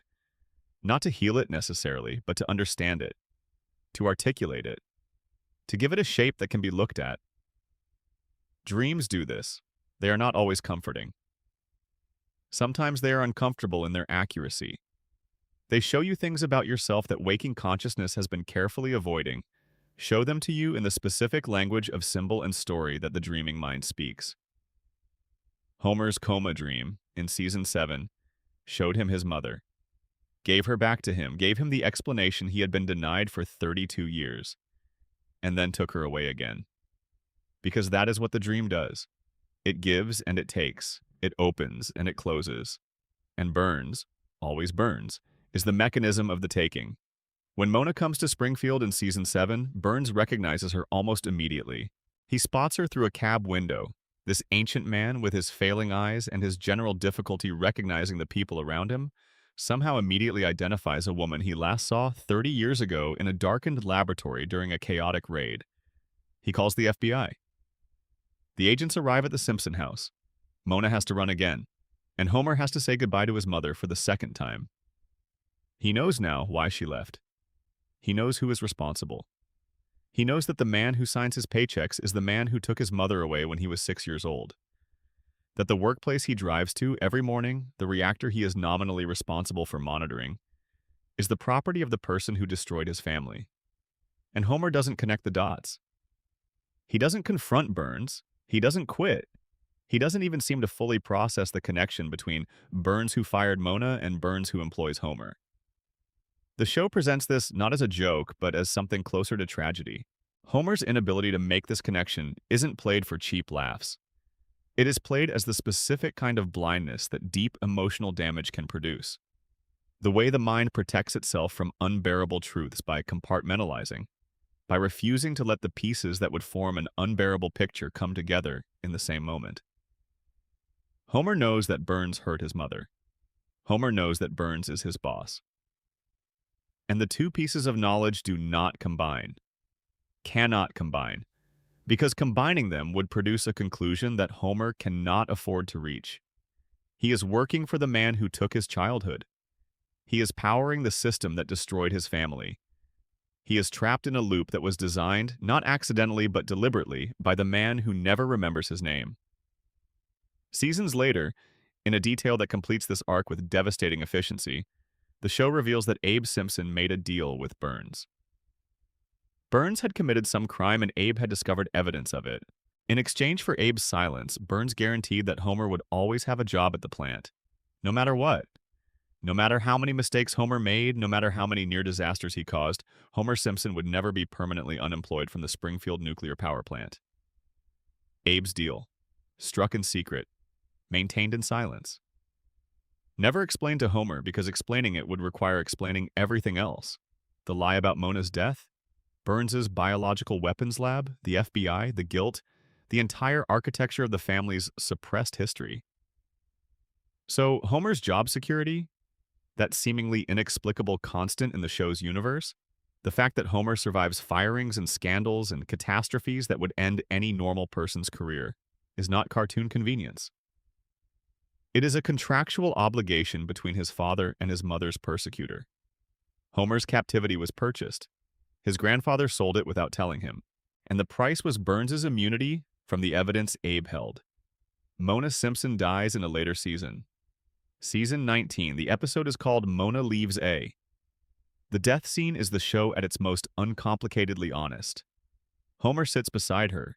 He holds her hand. He watches her go. The episode does not diffuse this with a joke. It does not cut away to something funnier. It allows the moment to be what it is. A man sitting with his mother while she dies. A man who lost her when he was 6 and found her when he was 40, and now has to lose her again, and this time permanently. There is a particular shot, Homer alone in the room after the others have gone, sitting in the chair beside the empty bed, that the camera holds for a beat longer than it needs to. One breath longer. And in that breath, the entire history of the mother and the son and the terrible gap between them and the lies that created the gap and the man who created the lies and the man who forced that man's hand, all of it is present in the frame without a single word being spoken. That is what The Simpsons, at its best, has always been capable of. Not the jokes, not the catchphrases, not the predictions or the theories or the mysteries. Just that. A man, a chair, an empty bed, the weight of everything that was never said. In the Coma Theory's most heartbreaking reading, Mona's death in season 19 is the dream's way of completing what the April 1993 accident interrupted. Homer went into the coma having never known his mother was alive, having never had the reunion, having carried the wound of her supposed death his entire adult life. In the dream, he got the reunion. He got the truth. He got to know why she left, and to know that it wasn't about him, wasn't because he was unworthy, wasn't the proof of his deficiency that he had always believed. He got to hold her hand before she went. The dream gave him that. It could not give him more time with her. It could not undo what Burns had done. It could not give him the childhood that was taken. But it could give him the truth, and a goodbye, and a moment in a room with an empty bed that was also somehow a full accounting of everything that mattered. The dream gave Homer's mother back to him, and then let her go the way real things have to be let go. In love, in grief, in the quiet, particular dignity of an ordinary room. Section 7. Marge, Bart, Lisa, 3 souls in someone else's dream. Let yourself get heavier now. If you are lying down, feel the weight of the blanket, the particular warmth of the air near your face, the way your breathing has slowed without you having to tell it to slow.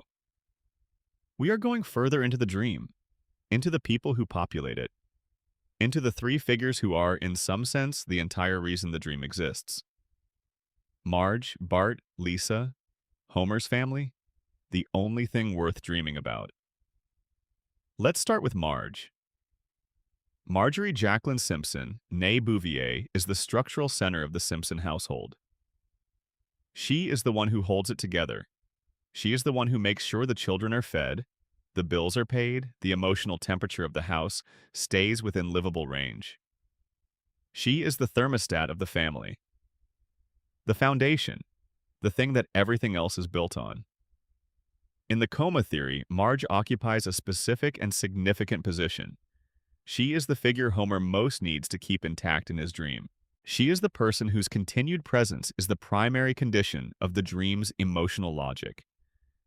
If Marge leaves, if Marge stops loving Homer, if she finally runs out of patience, if she finally does the thing that 30 years of increasingly irrational behavior from her husband might reasonably have precipitated, then the dream collapses. The dream cannot allow this, and so Marge never leaves. She comes close. The show visits this territory again and again across its run. Marge at the edge of leaving, Marge who has finally had enough, Marge who is seriously, genuinely reconsidering whether this life is the right life for her. And every single time, without exception, she stays. The episode resolves. The marriage is affirmed. Homer does something that is just barely enough to tip the scales, and Marge stays. Not because the writers ran out of ideas, not because they were too afraid to break up the family, because Homer needs her to stay. The dream cannot end, and so Marge always stays. But there is a Marge underneath the dream Marge, a more complicated version that the show visits in its better moments and then retreats from. The early seasons Marge we discussed before, the one with the artistic talent, the suppressed independence, the life that is smaller than her capacity, that Marge persists in flashes throughout the run. She surfaces in the episodes where the show gives her a genuine story to inhabit, a genuine problem to solve, a genuine desire to pursue. She is still there. She has not been entirely swallowed by the function of Homer's long-suffering wife, but she is less accessible than she was. The post-coma show returns to her with less frequency, and when it does return, it tends to use a narrower range of her capability. It gives her a story, but the story is usually about how Homer does something wrong, and Marge feels the consequences and Homer makes it right. The formula is efficient, it is reliable, it recycles well. In dream terms, this is Homer's unconscious mind maintaining Marge at the emotional register it needs. Close enough to the full version of Marge to feel true. Not so fully rendered that she might do something the dream doesn't want her to do. Like leave. The dream cannot make Marge fully real because a fully real Marge would have left Homer approximately 17 seasons ago. So the dream keeps her real enough to be Marge, and not quite real enough to make Marge's choices freely.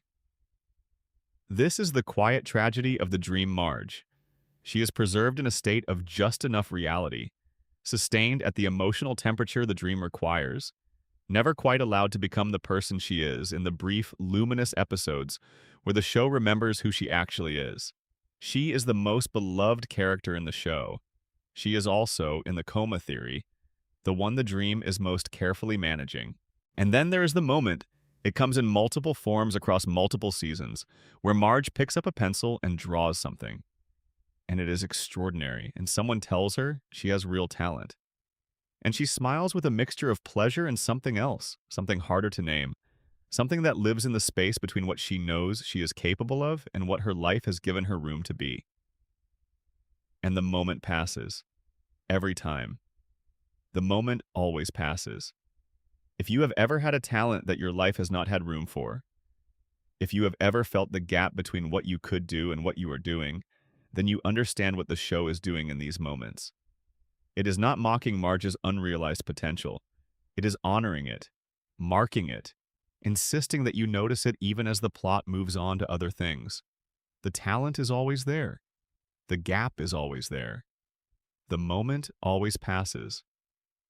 Bart, Bartholomew Jojo Simpson, 10 years old forever. In the coma theory, Bart is the figure Homer most fears losing and most cannot bear to imagine growing up.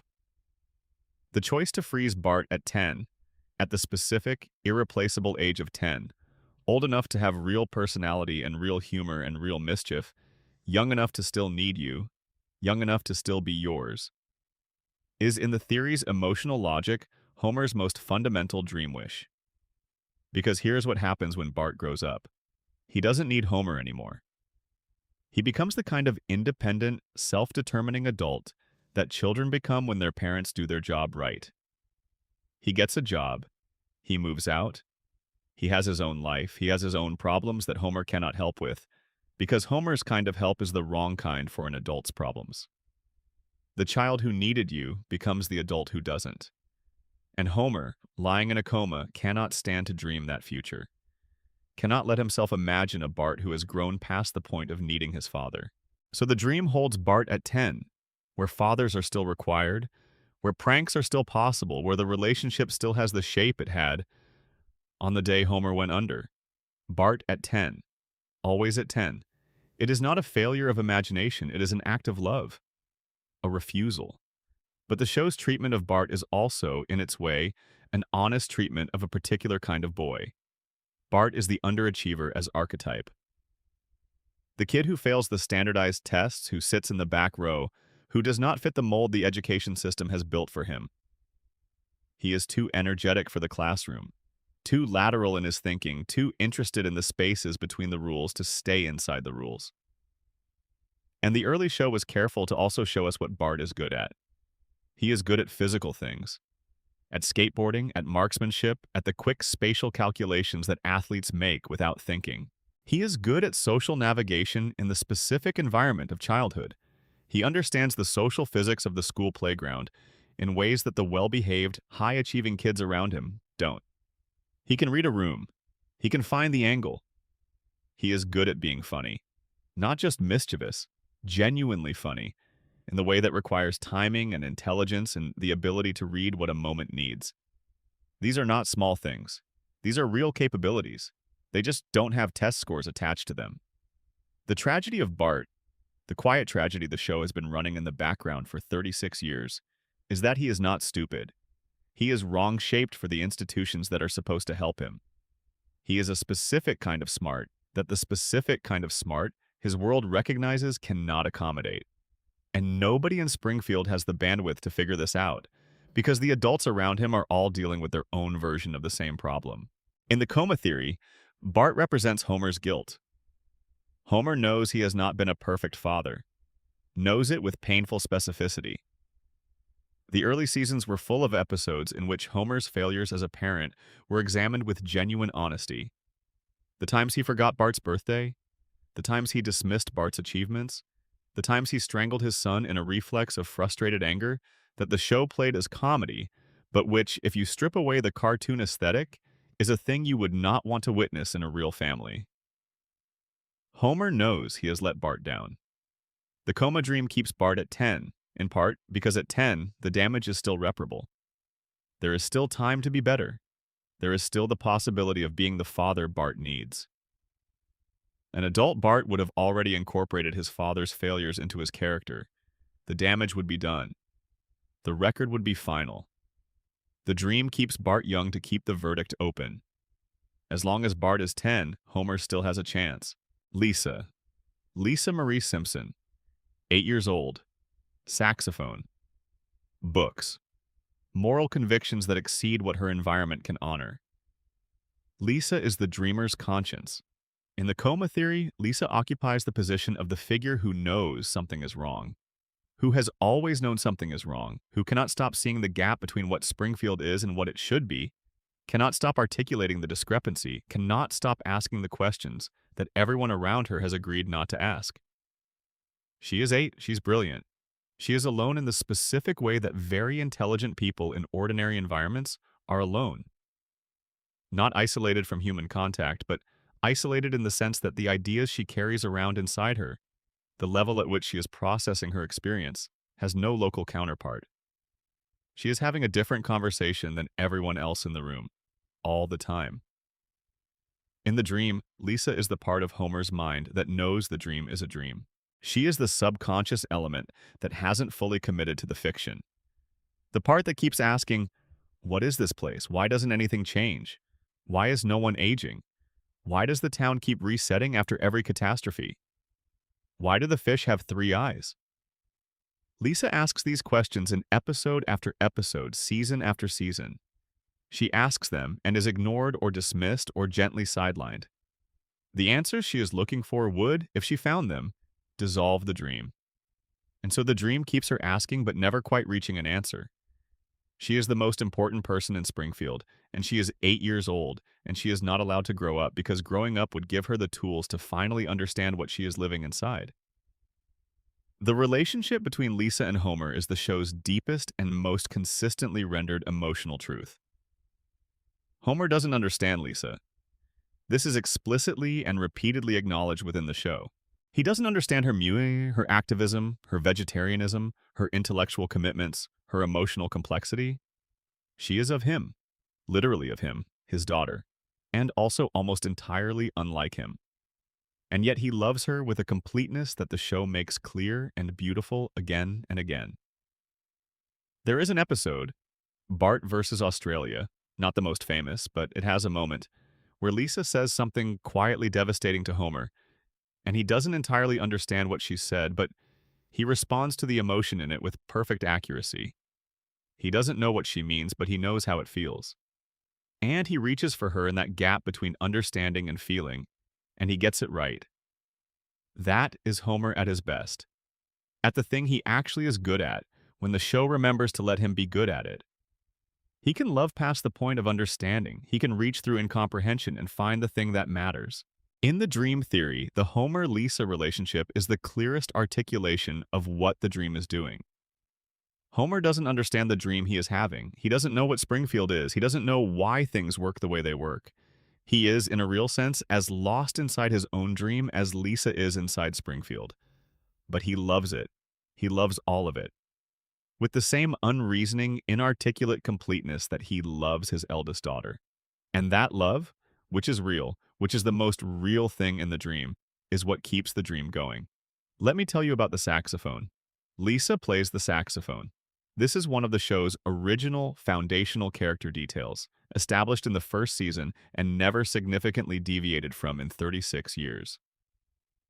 In the real world, the saxophone is considered a jazz instrument, slightly unconventional for a child, slightly raw and urban in its emotional register. It doesn't belong in the acoustic environment of a Springfield elementary school the way a violin or a flute would. It is slightly wrong for its context, slightly too much, slightly too expressive for the spaces it occupies. Just like Lisa, the saxophone is the character. It is the symbol of everything about her that is too large for where she is. The emotion is too big. The volume is too much. She plays it in her room at night, and the sound fills the house and spills out the window and goes somewhere, into the Springfield night, in search of something that can answer it. In the coma theory, the saxophone is the sound of the dreamer's longing. Homer, lying in a hospital bed dreaming his family, made one of his daughters a musician, made her feel things too large for her circumstances, made her articulate those feelings through a physical sound that carries and persists, that doesn't let itself be ignored. He didn't understand why he did this. The dream doesn't explain itself, but the saxophone knows. It always knows. Section 8. Maggie and the Mystery of the Silent Observer. Still here, good. Now let's talk about the one who doesn't talk. Margaret Evelyn Simpson. 1 year old. 1 year old forever. The youngest, the smallest. The one who moves through Springfield at floor level, who sees the underside of everything, who has been absorbing the world with those enormous dark eyes since 1989, and has returned almost nothing. Not a word, not an explanation, not a single fully articulated sentence that might give the people around her a window into what she has been accumulating all this time. Maggie Simpson is the most mysterious character in a show that is built on mysteries. She is also, the theory argues, the most important one. Let's start with what she has done, because the list is more remarkable than most people realize. She shot a man. This is the headline. This is the thing Maggie is famous for. The season 6 finale, the great whodunit, The moment when the show's most outlandish creative gamble landed on the answer that nobody had guessed. A baby. The baby did it. We've talked about the details of that shooting already. The gun that fell from Burns's holster, the lollipop, the parking lot, the accident that may not have been an accident. What I want to focus on here is the aftermath, specifically the final shot of the resolution episode. After the case has been closed and the family has gone to bed, and Burns has been identified and Homer has been cleared. The camera finds Maggie alone. She looks around, deliberately, checking that no one is watching, and then she moves her pacifier in a motion that precisely mimics the action of firing a gun. That sequence of actions, check surroundings, confirm privacy, then and only then reenact the gesture, requires a level of cognitive sophistication that is simply not compatible with infancy. It requires situational awareness, memory of a specific event, understanding that the event has social significance, understanding that performing this gesture in front of others would have consequences, and the impulse control to wait until privacy is confirmed before performing it. This is not a baby randomly moving her mouth. This is someone who did something, knows she did it, and has decided that secrecy is the correct ongoing strategy. The question the show leaves hanging, and never answers, is whether that secrecy is protective or strategic. Is Maggie protecting herself from consequences, or is she protecting someone else? And then there is The Longest Daycare. This is a theatrical short film, 7 minutes long, released in 2012 before Ice Age Continental Drift. It was nominated for the Academy Award for Best Animated Short Film. It is almost certainly the most compact, most concentrated demonstration of what Maggie Simpson actually is that the show has ever produced. The premise? Maggie is dropped off at the Ayn Rand School for Tots, a daycare facility run with authoritarian efficiency by a matron who assigns children to intelligence tracks on arrival. Maggie is assigned to the lowest track, nothing special. Inside the facility, she encounters a caterpillar about to form its chrysalis. Another baby, a recurring antagonist called Gerald the Unibrow Baby, wants to destroy it. Maggie decides to protect it. What follows is 7 minutes of Maggie executing a multi-stage plan in the face of environmental obstacles, rival agency, and institutional security systems. She reads the facility's layout. She identifies the guards' patrol patterns. She acquires tools. She improvises when her initial plan fails. She adapts her strategy in real time to changing conditions. She succeeds. She does all of this without saying a word, without walking reliably. She falls several times, picks herself up, recalculates, continues. With a body that is literally not developed enough to run, she solves a problem that requires the cognitive toolkit of an adult. Her body cannot keep up with her mind. She crawls when she should sprint. She stumbles where she should stride, but every decision is correct. Every adaptation is optimal. The gap between her physical capability and her cognitive capability is so extreme that it forces a question. How? How is a 1-year-old child thinking like this? The radiation theory has an answer. If Springfield's contaminated environment creates mutations, and if those mutations affect each member of the family differently, and the show establishes through Homer that they do, then the mutation hit Homer in one direction and Maggie in the opposite direction. Homer's cognitive function was diminished.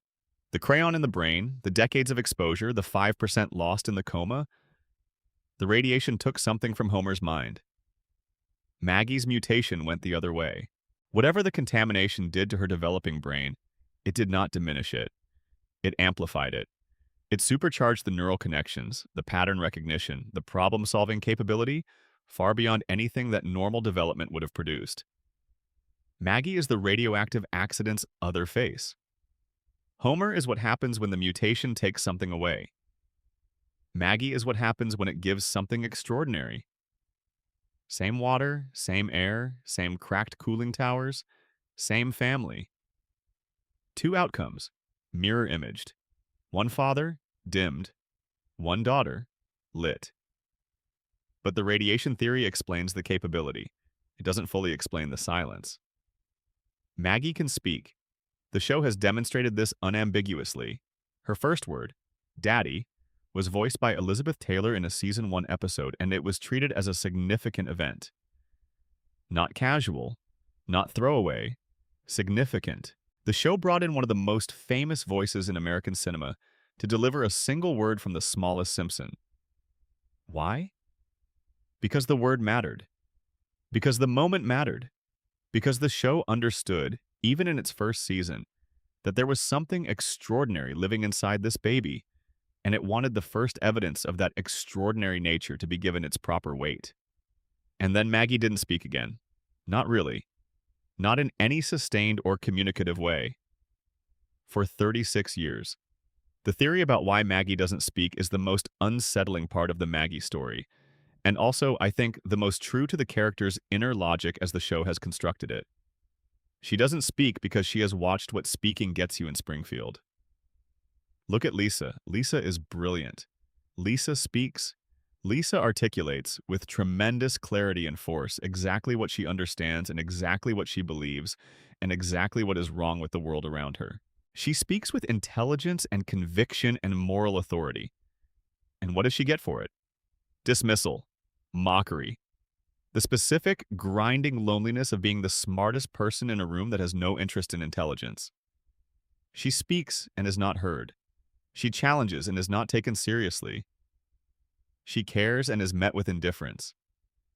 Season after season, episode after episode, Lisa Simpson uses her voice and watches it make no difference. Maggie has been watching this happen since the day she was born. She was inside the house. She was in the room. She saw how Lisa's intelligence was received. She observed the cost, and she reached a conclusion that is simultaneously the most rational and the most heartbreaking thing a baby has ever decided. Silence is armor. The less they know about what you are capable of, the safer you are. The more you resemble what they expect, passive, dependent, speechless, a baby who needs rather than gives, the more freedom you have to operate in the spaces they are not monitoring. Lisa's strategy is to be visible, to fight, to insist on being recognized. It is a noble strategy. It is also a strategy that costs her enormously. Maggie's strategy is the opposite. Invisibility, underestimation as camouflage, the pacifier as mask. She is not a baby who can't speak. She is someone who has decided that speaking would be a tactical error. In the coma theory, Maggie's genius takes on a different quality.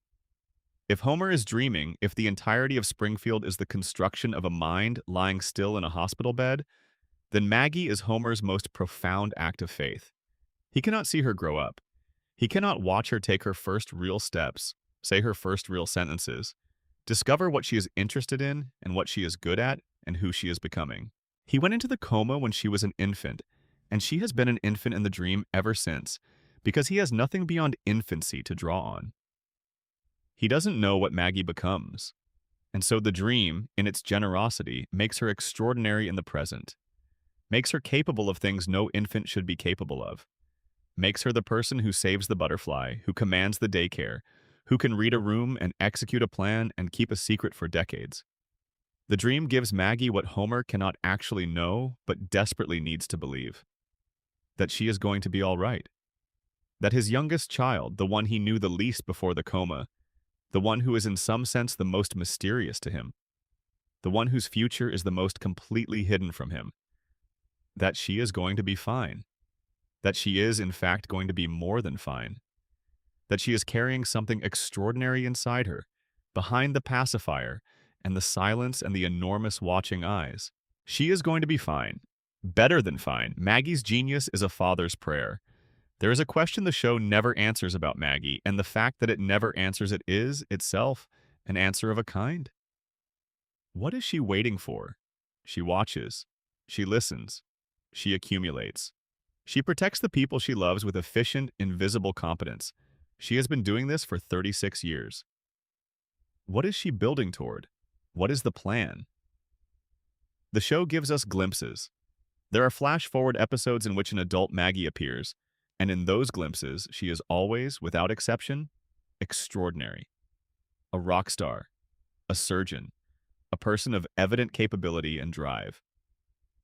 The adult Maggie in every imagined future the show has bothered to sketch is someone who has done something with the thing she has been carrying. but we don't get there. The camera always swings back to the present, to the baby in the playpen, to the enormous eyes and the steady silence. Maggie Simpson knows things that nobody in Springfield suspects she knows. She has been watching since before she could walk. She has been listening since before she could form words. She has been storing everything in a mind that is running decades ahead of the body it inhabits. And one day, the show implies it without ever committing to it, she will speak. And when she does, the things she says will change everything. Or perhaps the scariest version of this theory is simpler than that. Perhaps Maggie doesn't need to speak to change everything. Perhaps she already has. The gun, the parking lot, the man who was shot. She already changed everything once. She was 1 year old. Imagine what she could do at 2. Section 9, Springfield's Impossible Geography. Breathe slowly now. We are going to do something that might seem unusual for a theory about a cartoon. We are going to look at a map that does not exist. We are going to trace our finger across geography that cannot be reconciled with any physical reality, that contradicts itself from episode to episode and season to season. That places Springfield simultaneously on a coastline and in a heartland valley, at the foot of a mountain range and on the edge of a desert, near the Canadian border and close to Mexico. We are going to try to find Springfield. And we are going to discover, by looking carefully, that finding Springfield is not a puzzle with a solution. It is a puzzle designed to resist solution. And the reason it resists is more interesting than any answer could be. In 36 years, the show has never committed to a state. This is famous. It is one of the most frequently discussed facts about The Simpsons among fans and in the press. Every few years, the topic rises again. Someone produces a new compilation of geographic contradictions, and the conversation restarts. What state is Springfield in? The evidence is genuinely bewildering. Lisa's telephone area code, shown briefly in one episode, is 636, a Missouri code. In another episode, the state abbreviation is shown as NT, which corresponds to no actual American state. A third episode places Springfield within driving distance of Kansas City. A fourth suggests it borders 4 states simultaneously: Ohio, Nevada, Maine, and Kentucky, a geographic quartet that would require Springfield to occupy a spatial position somewhere in the center of the American continent, while also being adjacent to the Pacific coast and the Atlantic seaboard and the Great Lakes. This is not possible. And yet the show insists on it, through the cumulative weight of 36 seasons of contradictory clues, with the specific persistence of something that has been done on purpose. The creative team has confirmed this. Matt Groening, the show's creator, gave an interview to Smithsonian Magazine in 2012 in which he revealed that he named Springfield after Springfield, Oregon, the town near Portland where he grew up. He said he chose the name because it was one of the most common city names in America, present in dozens of states, and because that commonality was the point. The show wanted Springfield to feel like it could be anywhere, to feel like your Springfield, whatever your Springfield was. For approximately 48 hours, the mystery appeared to be solved. Springfield was in Oregon. The creator had said so. Case closed. And then the show continued. Episodes aired that placed Springfield in geographic contexts entirely inconsistent with the Pacific Northwest. The writers did not honor Groening's confession. They treated it as one data point among many rather than as the definitive answer it appeared to be. The mystery was reopened, and it has remained open ever since. Why? The surface answer is that Springfield's geographic ambiguity is a creative tool. A town with no fixed location belongs to every viewer. If Springfield is in Missouri, it stops belonging to people from Ohio. If it's in Oregon, it stops being the hometown of someone from Alabama. The vagueness is inclusivity. The impossibility is universality. This is true. The show's creators have confirmed it. The geographic contradiction is intentional, and it serves a real creative purpose. But let me offer the deeper reading, the one that lives below the creative strategy. In the coma theory, Springfield's geography makes perfect sense. Dreams don't have consistent geography. In a dream, you can be in your childhood bedroom in one moment and your workplace in the next, with no transit between them, no corridor, no explanation of how you got from one to the other. In a dream, the ocean is sometimes visible from your parents' house, even though your parents' house is nowhere near an ocean. In a dream, the mountain that you can see from your bedroom window has shifted position since last time you looked at it. And this doesn't alarm you because in the dream, things are allowed to shift. The dreaming mind does not maintain consistent spatial relationships. It maintains emotional relationships. Things are near what they need to be near.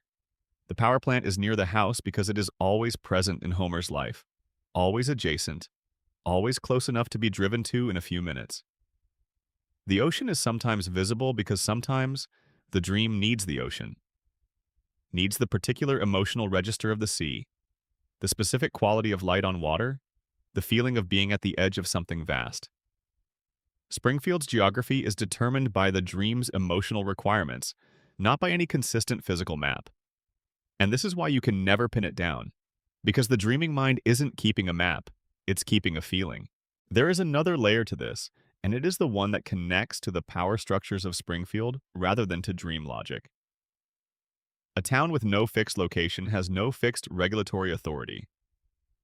Think about what that means in practical terms. The Springfield nuclear power plant has 342 documented safety violations. Its waste has been contaminating the local water supply for decades. Its cooling towers are patched with chewing gum. Its basement contains human skeletons. It is, by any objective measure, one of the most flagrantly dangerous industrial facilities ever depicted in fiction. But which state regulates it? Which EPA regional office has jurisdiction? Which state attorney general can bring charges against Charles Montgomery Burns for his decades of environmental malfeasance? The answer is, it depends on which episode you watch. Springfield, by occupying no fixed state, occupies no fixed regulatory environment. It exists in a permanent jurisdictional limbo. The specific laws that govern nuclear facilities, environmental contamination, workplace safety, the precise regulations that would, in the real world, have already shut the Springfield plant down and put Burns in prison, vary by state. And Springfield, by being simultaneously in all states and no state, is subject to all of them and none of them. The geographic impossibility is not a creative accident, it is a legal structure. Burns doesn't just own Springfield. He has arranged for Springfield to be unlocatable, to exist in a space where accountability is theoretically possible but practically unreachable. You cannot regulate what you cannot find on a map. Let me tell you about a few of the geographic details the show has dropped over the years because they reward attention. Springfield has mountains, real mountains, snow-capped, present in certain establishing shots. The kind of mountains that suggest the American West, the Rockies, the Sierras, something in that register. Springfield also has a coastline, a harbor, water that goes to the horizon. Multiple episodes involve the Simpsons family at a beach that is apparently a short drive from their house. Springfield has farmland nearby, the kind of flat, stretching agricultural landscape that suggests the Midwest, Indiana, Illinois, the Great Central Plain.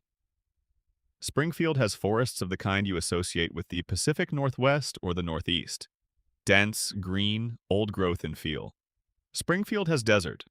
There is at least one episode in which Homer drives into a desert landscape that looks like the American Southwest. Red rock, sparse vegetation, the specific quality of light that you get at high altitude in New Mexico or Utah. No single American state contains all of these landscape types, but Homer's memory does. Homer Simpson, in his waking life before the coma, would have encountered all of these landscape types through television, through movies, through the occasional vacation, through the accumulated visual experience of being an American person in the late 20th century. He would have stored fragments of each, and his dreaming mind assembled them into Springfield. Not a real geography, a remembered one, an emotional one. The mountains from a movie he loved. The ocean from a drive along the coast that he took with Marge once, years ago. The farmland from driving through America's middle somewhere, half asleep in the passenger seat while Marge drove and the kids slept in the back. All of it held in memory. All of it summoned into the dream. All of it impossible as geography and completely true as feeling. In Season 12, the show made what appeared to be its most definitive geographic statement.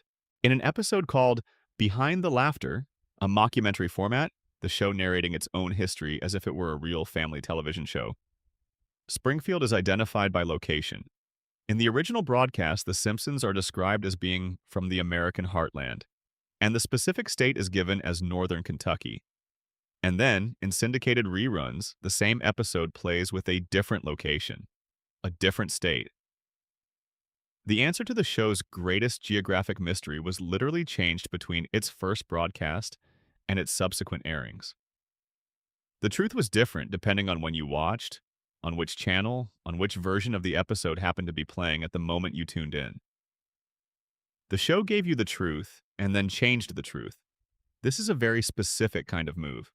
It is the move of a story that has decided truth is negotiable, that the definitive answer is not actually definitive, that the final word is not actually final, that the mystery will not be solved because the mystery has been decided to be more valuable than any solution.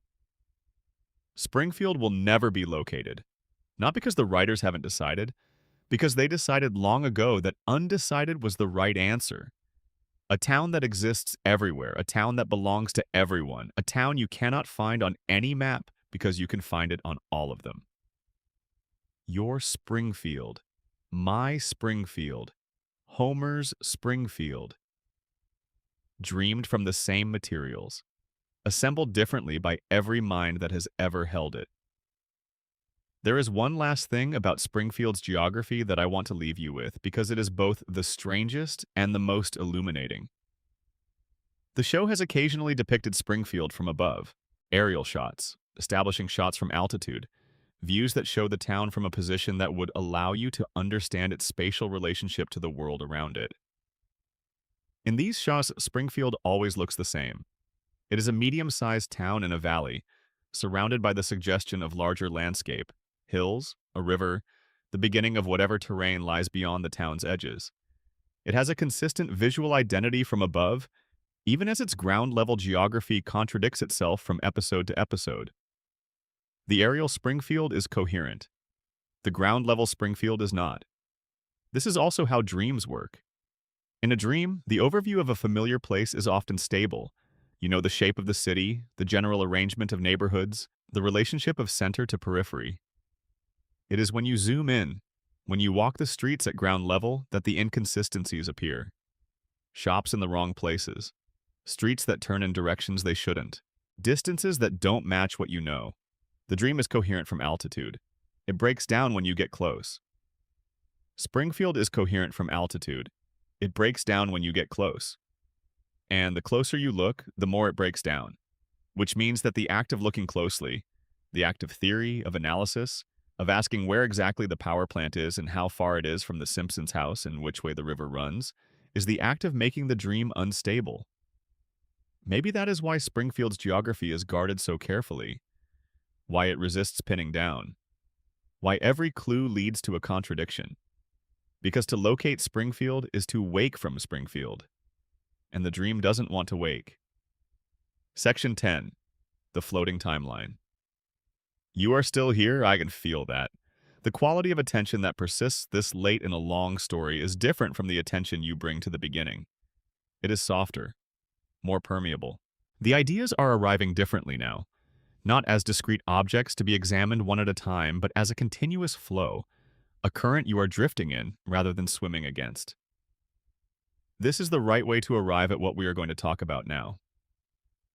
The floating timeline.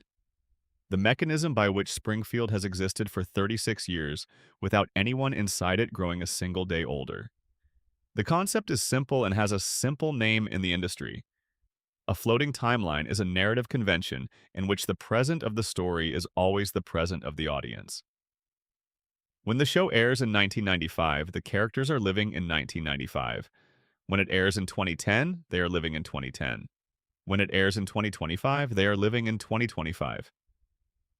The calendar advances. The cultural references update. The technology changes. But the characters don't age. Their relationships don't develop in the ways that real relationships develop over decades. Their bodies don't change, they float. The timeline flows around them, and they remain still inside it, like stones in a river. This is not unique to The Simpsons. Many long-running animated shows use floating timelines. Many live-action shows use variations of the same convention. It is a practical solution to a practical problem. If characters age in real time, a show that runs for 10 years has to manage the consequences of that aging, which are significant and complicated. Floating timelines sidestep the problem entirely. So far, a simple creative convention, a practical tool, an industry standard solution to a production challenge. But The Simpsons has been running long enough that the floating timeline has created distortions that are simply unavoidable, has generated paradoxes so visible, so strange, so difficult to explain away, that the convention has begun to feel less like a solution and more like a symptom. The most obvious distortion is the backstory problem. In the show's early seasons, Homer and Marge's courtship was set in the 1970s.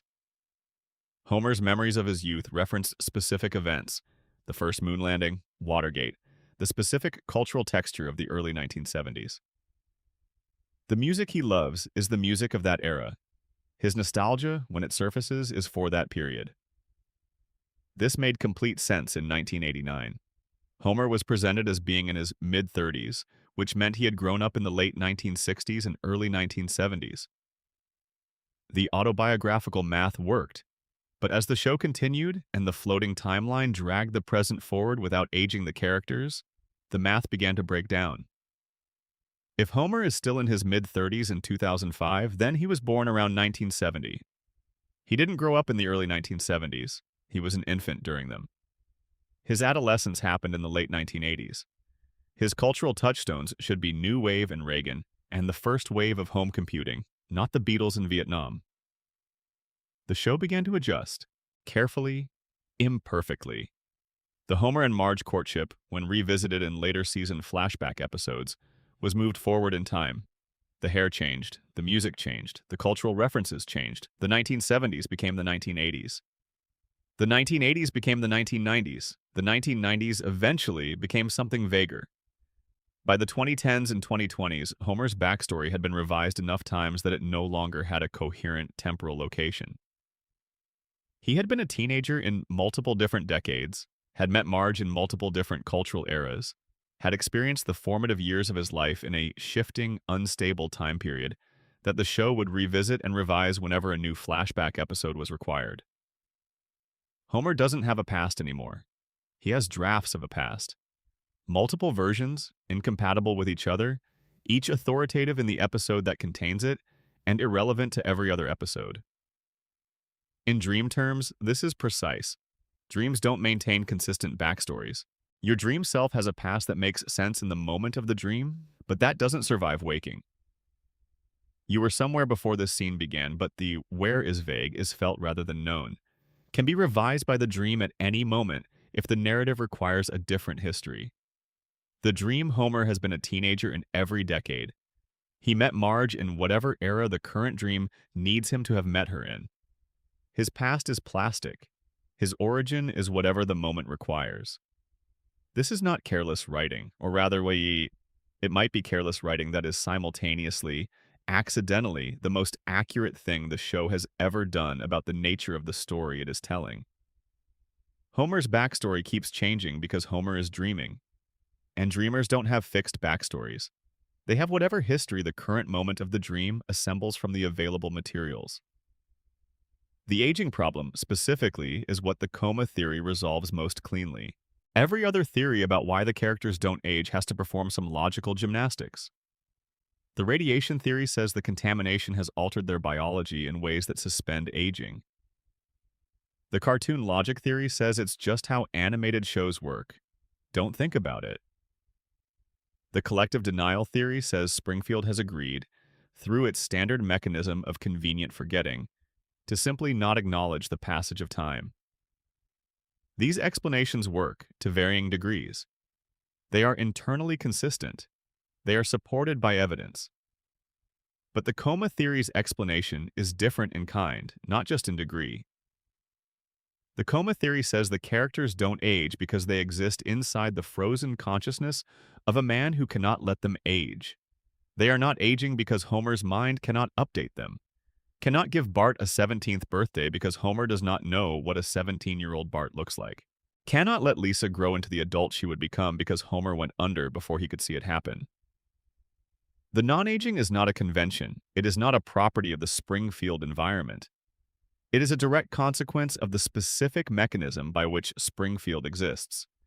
You can only dream what you know, and Homer only knows his family as they were on the day he fell. There are moments in the show when the floating timeline cracks open and you can see something real through the gap. One of those moments is the episode Lisa's Wedding, which we discussed in an earlier section. Set in the future. Lisa at 23. The math working perfectly from Lisa's real age in 1995.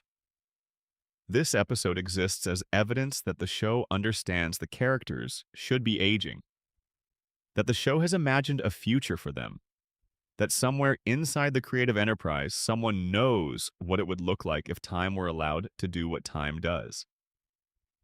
And then the episode ends. The future snaps shut. Lisa is 8 again. The present reasserts itself. The future is visited and then forbidden. Another crack. The season 6 episode And Maggie Makes 3, which is structured as Homer telling the story of Maggie's birth in the past. The past tense, the flashback format, the explicit positioning of the story as something that happened before now. This episode requires the show to acknowledge that the characters have a history, that events occurred in sequence, that there is a genuine past as well as the eternal present. The episode exists in the tension between the show's need for the floating present and its occasional, unavoidable engagement with sequence and history. These moments are the dream's inconsistencies, the places where the dream's internal logic fails briefly and something else shows through. Not waking, but not complete dreaming either. Something in between. The floating timeline's cultural meaning, what it says about why we watch, is the territory I want to spend the most time in, because I think it is the most honest thing the coma theory has to offer. Why do we accept the floating timeline? Why do we watch a family that doesn't change year after year, decade after decade, and feel comforted rather than frustrated by their unchanging nature? The standard answer is familiarity. We know these characters. We love them as they are. We don't want them to change because change would mean loss, the loss of the specific configuration that we have come to love. This is true, but it is not the complete truth. The complete truth is something more uncomfortable.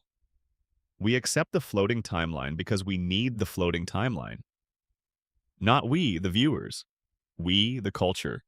We, the Americans who have been watching this particular American family since 1989, through the 1990s and the 2000s and the 2010s and the 2020s. We have needed, across those decades, for this family to remain intact, for this house to remain standing, for this father to keep coming home at the end of the episode. Because the world outside the television set was not remaining intact. The 1990s. The cultural battles, the economic changes, the sense that the post-war consensus was fragmenting into something nobody had a name for yet. The 2000s. September 11th. 2 wars. The financial crisis. The sense that the country had passed through some threshold that it could not return from. The 2010s. Polarization beyond anything the previous decades had prepared us for. The specific dread of watching institutions that had seemed permanent begin to show their fragility. The 2020s, the pandemic, the isolation, the particular unnerving experience of collective crisis. Through all of it, through 36 years of a world that kept failing to stay the same, to stay comprehensible, to stay safe, there was Springfield. There was Homer.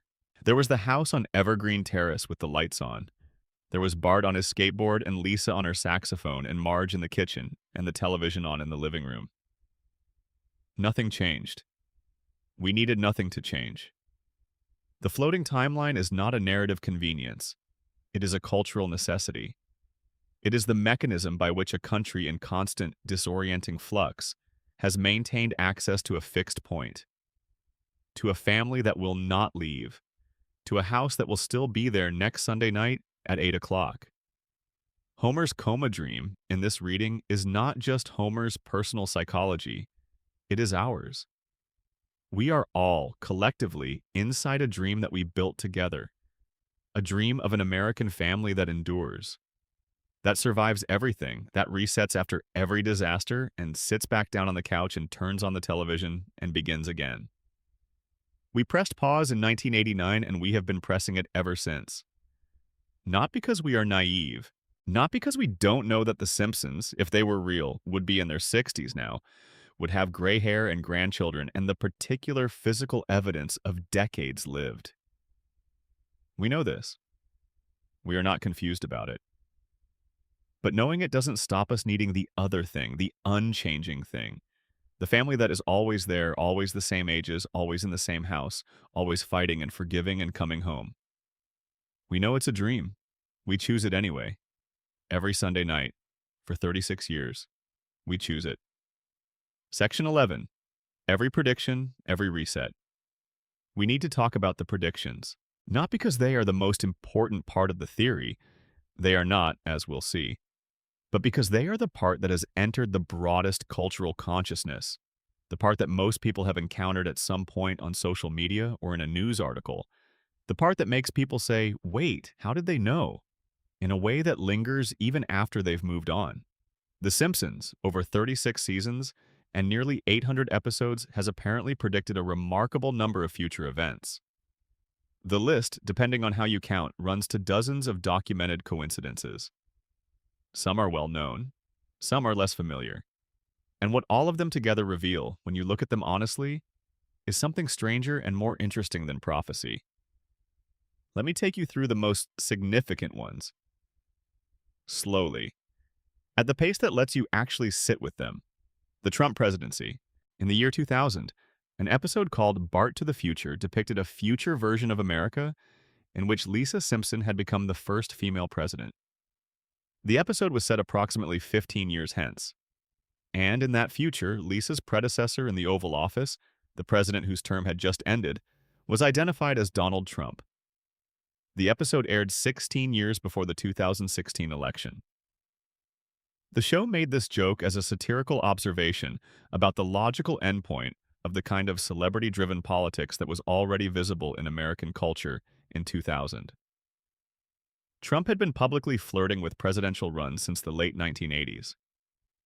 He was a known quantity in American public life as a particular kind of aspirational symbol, wealthy, brash, famous primarily for being famous, a man whose brand was synonymous with a certain fantasy of American success. The joke wrote itself in 2000 if you were paying attention to the cultural direction the country was moving. And then the joke came true. The internet responded with a mixture of amazement and something that went deeper than amazement.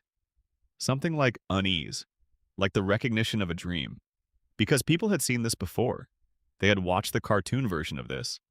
And when the real version arrived, it arrived with the specific quality of something that had been prophesied. Not predicted, but prophesied in the deeper sense of a story that had been told in advance and was now being fulfilled. The Simpsons predicted Trump. That phrase entered the language. It became a meme, a shorthand, a reference point for the show's apparently supernatural prescience. The other famous ones. In a 1995 episode, Homer uses a device that looks remarkably like a modern smartwatch, a wrist-mounted communicator with a small display screen. This aired 17 years before the Apple Watch. In a 1993 episode, Homer types a message on an automatic spell checker that changes the to sex. A joke about autocorrect failure that arrived 15 years before autocorrect was a universal feature of everyday life. In a 1998 episode, the show depicted Disney acquiring 20th Century Fox, the media consolidation joke that became reality when Disney completed its acquisition of Fox in 2019, 21 years after the episode aired. In a 1993 episode, a flu virus originating in Asia spreads to Springfield, causing mass panic, supply shortages, and a frantic search for a cure. The episode aired 27 years before COVID-19.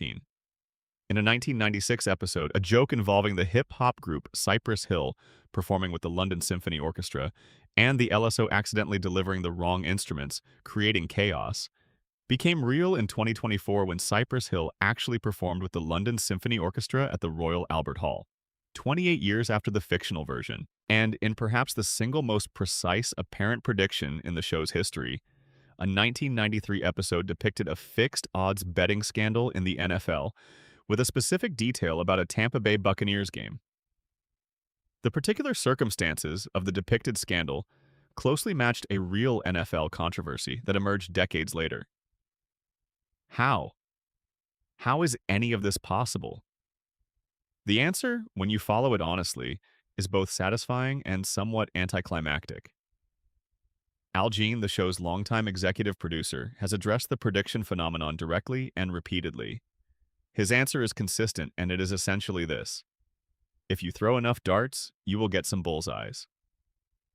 The Simpsons has produced nearly 800 episodes. Each episode contains dozens of jokes, cultural observations, satirical extrapolations, and comedic premises. Many of those premises involve predicting, or satirizing, or imagining where current trends might lead. Over 36 years, the sheer volume of this content is enormous. When you measure that volume against the number of real events that have occurred over the same period, some coincidences are statistically guaranteed to happen. This is the dartboard explanation. It is correct. It is supported by the data. But it is not the complete story. The complete story involves two additional layers. The first is the quality of the writing staff. The Simpsons, particularly in its prime years, employed a writing room that was by any measure one of the most intellectually impressive in television history. Multiple writers with degrees from Harvard, Yale, and other elite institutions. Writers with backgrounds in mathematics, economics, political science, computer science, and other fields that gave them tools for analyzing trends and projecting them forward. These were not people making random guesses. These were highly educated observers of American culture who spent their professional lives studying how systems worked and where they were heading. When the show depicted Trump becoming president in 2000, it was not a random dart. It was an educated extrapolation by writers who understood American celebrity culture, understood the direction of American political populism, and drew the logical conclusion of trends that were already visible in 2000, even if they were not yet legible to most observers. The show didn't predict the future. It read the present more carefully than most people were reading it, and pushed the logic forward. This is not prophecy. It is analysis. But analysis this precise, performed consistently over this long a time period, by writers this capable, does begin to feel like something more than analysis. It feels like a particular kind of intelligence that the show has been expressing all along. Not supernatural intelligence, but the very specific intelligence of people who pay attention, who see patterns, who understand that the present contains the future if you know how to read it. The second layer is the most interesting one, the feedback loop. The Simpsons is not a passive observer of American culture. It is one of the most influential cultural artifacts American culture has produced. It has shaped how millions of people think about everything from nuclear power to political ambition to corporate greed to family life. It has been quoted, referenced, embedded, and absorbed by generations of Americans who grew up watching it, for whom it forms part of the shared vocabulary through which they understand their world. When the show makes a joke about Trump becoming president, that joke does not simply observe a future possibility. It enters the cultural bloodstream. Millions of people see it. They remember it. It becomes part of the cultural record. And when, 16 years later, Trump actually runs for president, the image from the show is immediately available as a reference point. It has already been sitting in the cultural memory, waiting for the reality to catch up with it. The show did not predict the Trump presidency. The show made the Trump presidency feel familiar. It primed the cultural imagination. It made the idea feel like something that had already happened somewhere, had already been processed and categorized, was already filed under absurd but logical. And when it arrived in reality, it arrived not as a shock, but as a recognition, something the dreaming mind had already seen. This is the mechanism behind the predictions phenomenon. Not prophecy, not conspiracy, but cultural priming. The show tells you a future is possible, and in doing so, it makes that future easier to arrive at, easier to accept, easier to recognize when it comes. Springfield shapes America the same way dreams shape waking life. Not by predicting what will happen, by determining what it will feel like when it does. And now, the resets. Let's talk about what happens in Springfield every time something world-changing occurs. The town has been destroyed multiple times. The downtown core has been burned, flooded, blown up. The nuclear power plant has almost melted down on multiple occasions. The entire community has been sealed under a glass dome by the federal government. Aliens have appeared. The sun has been blocked. Volcanoes have erupted. Earthquakes have struck. And every single time by the following episode, Springfield is fully restored. The buildings are intact, the population is fine. The disaster is not mentioned. No one references what happened last week. The slate is clean. This is usually described as episodic television, the convention by which episodes are self-contained and do not carry consequences forward. Most television, for most of its history, worked this way. It is practical. It allows new viewers to join at any episode without having to know the history. It simplifies production. It reduces the creative load of maintaining continuity. All of this is true. But The Simpsons has run for long enough that the episodic reset has become something more than a production convention. It has become a feature of the Springfield world. A property of the place, not just of the storytelling. The town resets because the town is a place that resets. The characters forget because they are characters who forget. And the theory we spent time with earlier, the episode The Principal and the Pauper, the Armin Tamzarian story, gave us the clearest possible articulation of how this works within Springfield's own logic. The town voted to forget. It is not passive forgetting, not cognitive limitation, not the simple entropy of lived experience. It is an active, collective, legally enforced choice. Springfield holds a meeting, identifies an inconvenient truth, and votes to suppress it. The truth is expelled, literally in that episode, tied to a train and removed from the community. And the agreed-upon version of events takes its place. This is how the resets work. Not through magic, not through cartoon logic, through consensus, through the specific, deeply human capacity for collective denial that allows communities to function by not fully confronting what they know. Springfield doesn't forget its disasters. It votes to not remember them.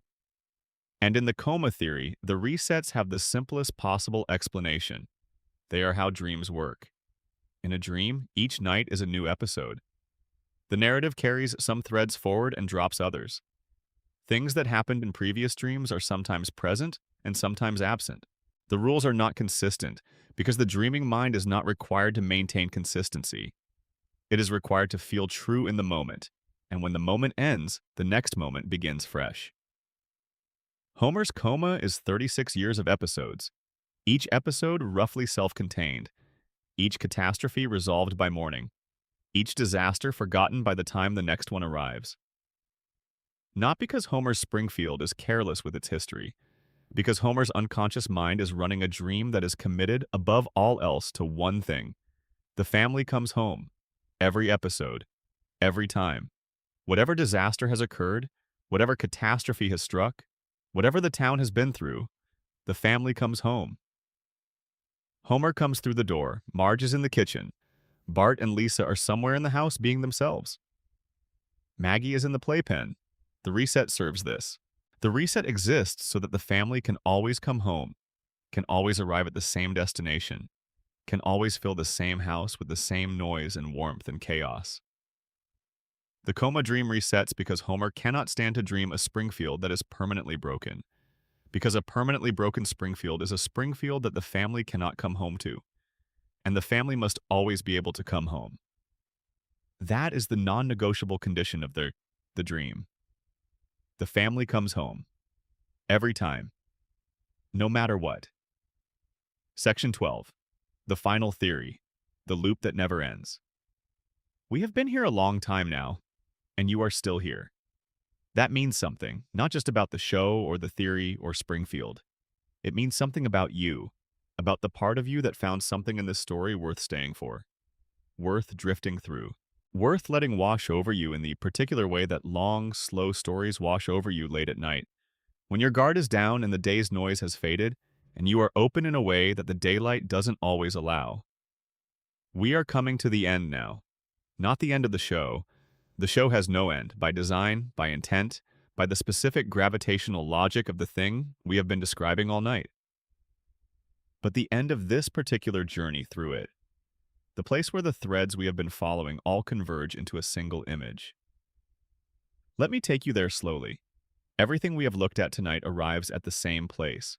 The radiation theory, the coma theory, the Burns conspiracy, the geographic impossibility, the floating timeline, the predictions, the resets, Mona's exile, Maggie's silence, Lisa's saxophone in the Springfield night, Homer's crayon, the three-eyed fish, the chewing gum in the cooling tower, all of it.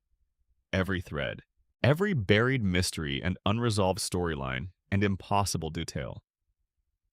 They all point to the same conclusion, stated in different languages, arrived at through different paths. Something is wrong in Springfield. Something fundamental. Something structural.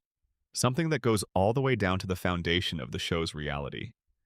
And the show has been telling you this for 36 years, in every episode, in the accumulated weight of the evidence that builds when you follow any individual detail far enough. Not through dramatic revelation, not through a final episode that pulls back the curtain and explains everything.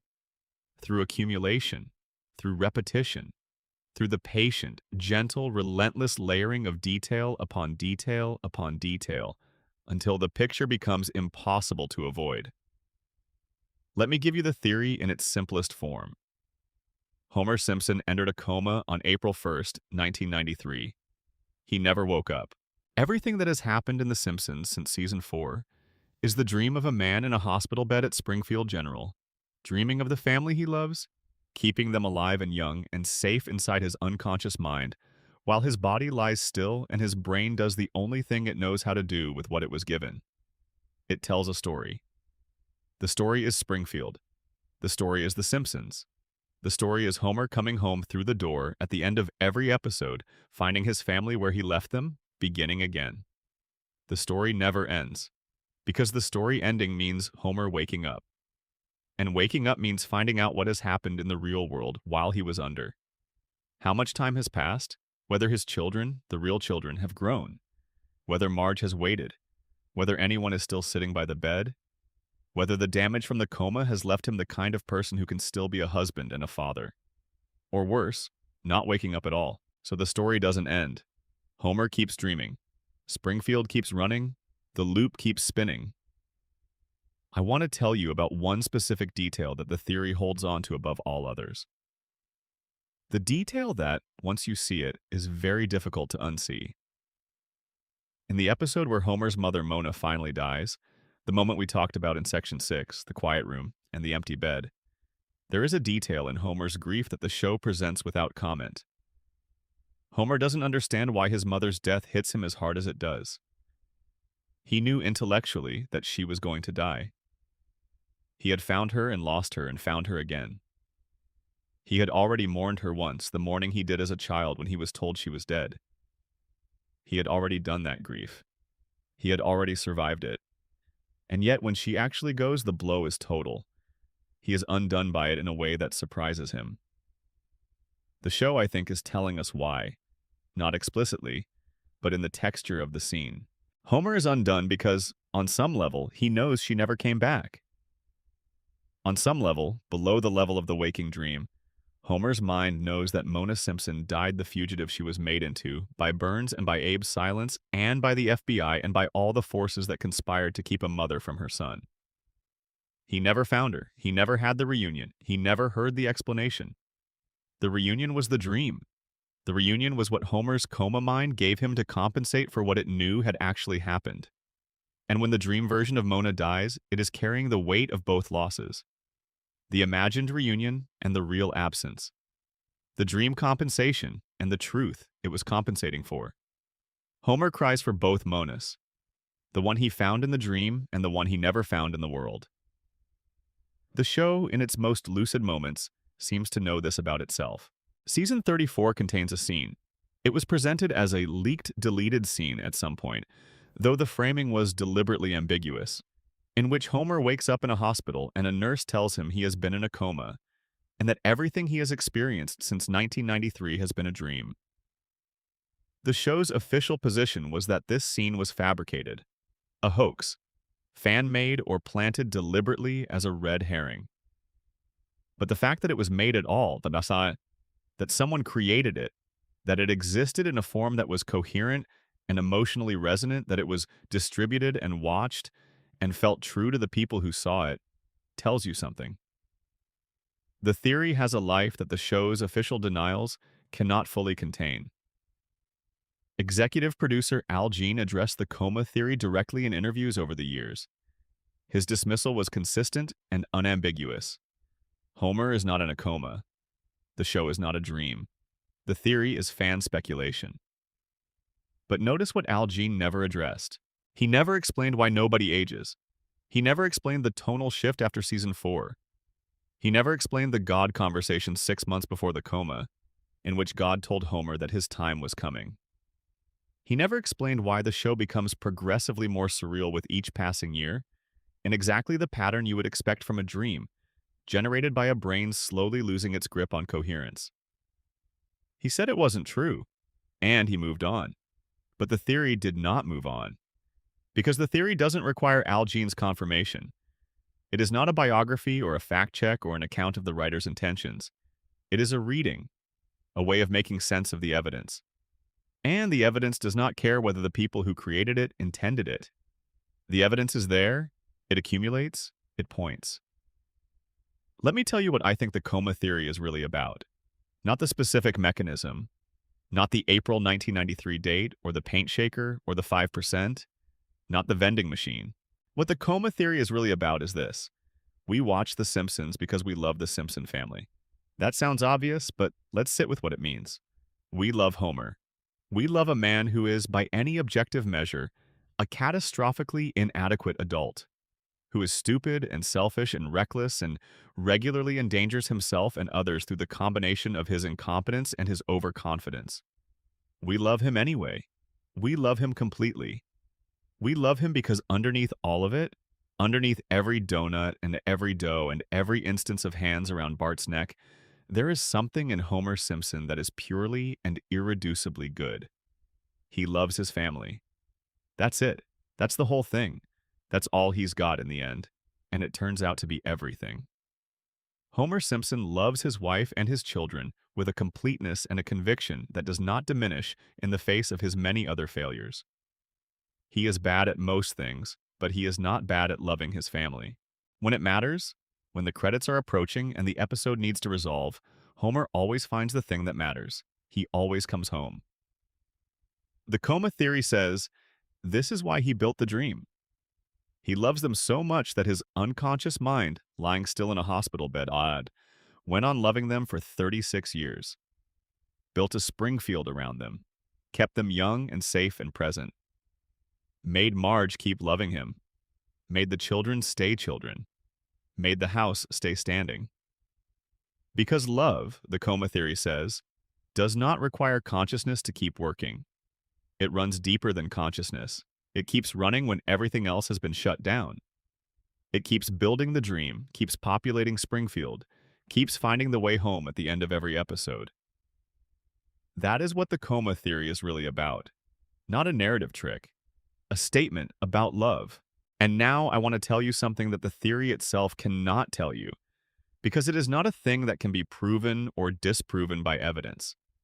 Whether or not Homer is in a coma, whether or not Springfield is a dream, whether or not the show is a 36-year act of unconscious love, none of that changes what Springfield actually is to the people who have watched it. What Springfield actually is to the people who watched it grow up with them, or watched it as children, or watched it as adults needing something consistent in an inconsistent world. What it actually is theirs. Your Springfield is as real as Homer's. The memories you have of watching it, the specific episodes, the specific lines, the specific moments that landed differently from all the others, the ones that made you laugh until something hurt, and the ones that unexpectedly made you cry at a cartoon? Those memories are yours, and they are real, and they are not diminished by the fact that the show is animated, or the fact that it runs on a floating timeline, or the fact that nobody in it will ever grow old. You watched Homer and you saw your father, or your friend's father, or yourself on the days when you were not being the person you meant to be. You watched Marge and you saw something about patience, about the specific, unglamorous, enormous work of holding things together, about the way some people contain their households the way a room contains sound. You watched Bart and you were 10 again, or you wanted to be 10 again, or you were watching yourself at 10 with the adult clarity that 10 didn't have. You watched Lisa and you recognized the particular loneliness of being the one who sees things, the one who cannot stop seeing things, the one for whom the gap between what is and what should be is always visible. And you watched Maggie and you felt the specific, wordless weight of the thing you have not yet found a way to say. All of it is real. All of it happened. In your living room, in your childhood bedroom, in the background of 1,000 ordinary evenings that were not ordinary at all because this was happening in them.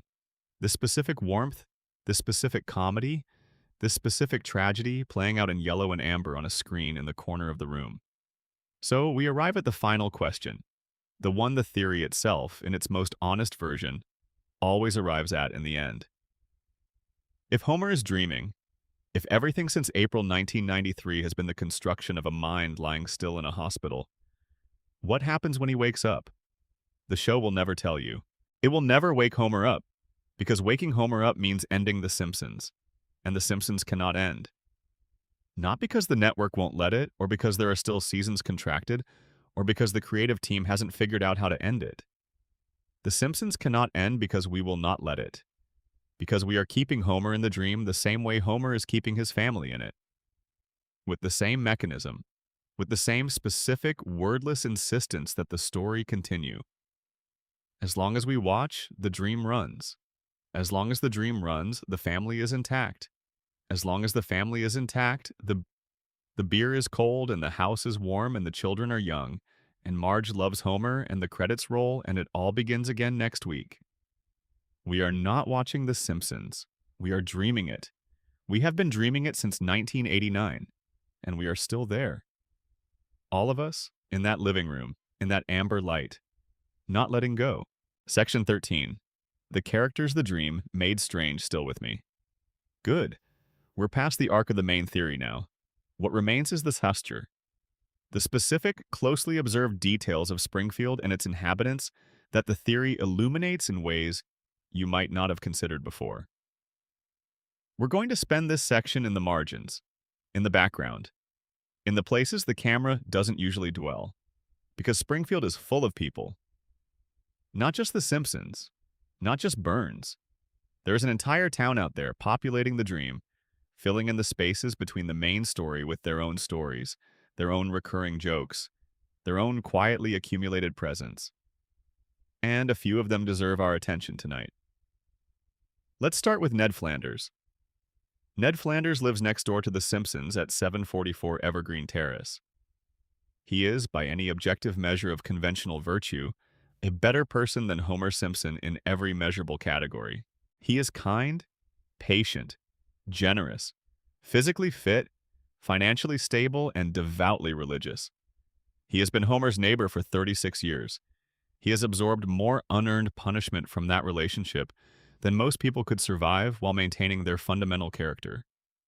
And the show punishes him for all of it, relentlessly, in ways that accumulate across the seasons into something that is less like comic misfortune and more like a thesis statement about the world.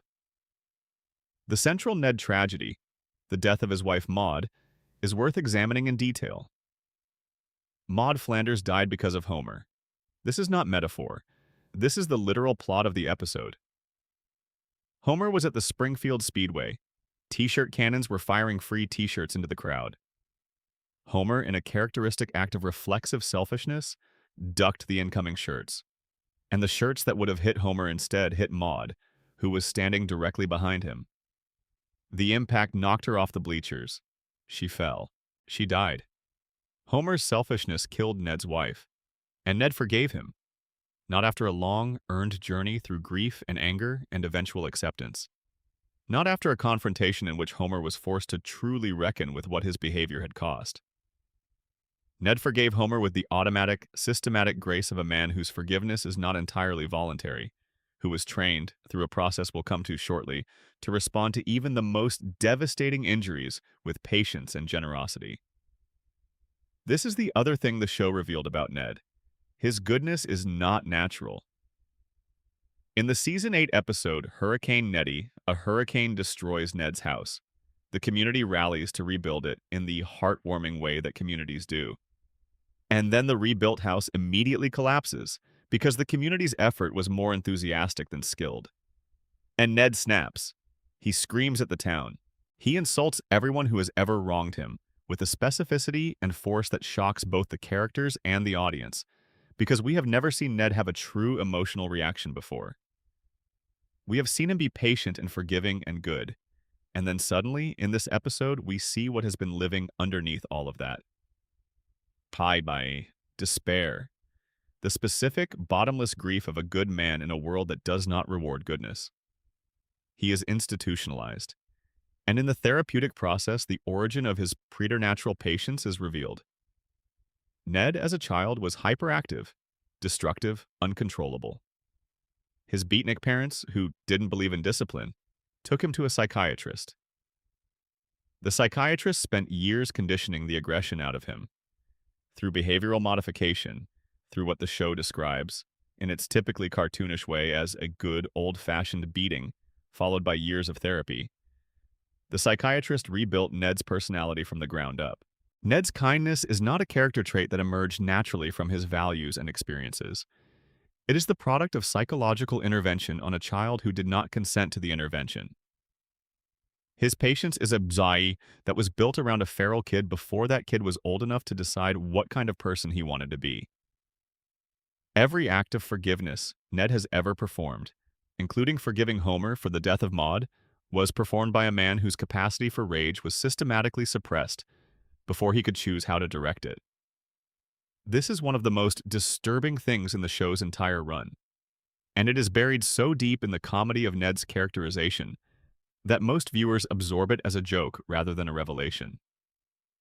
Ned Flanders cannot be angry, not because he is not angry, the hurricane episode proves he is, that the anger is enormous and has always been there, but because his neurology was deliberately altered to prevent him from expressing it.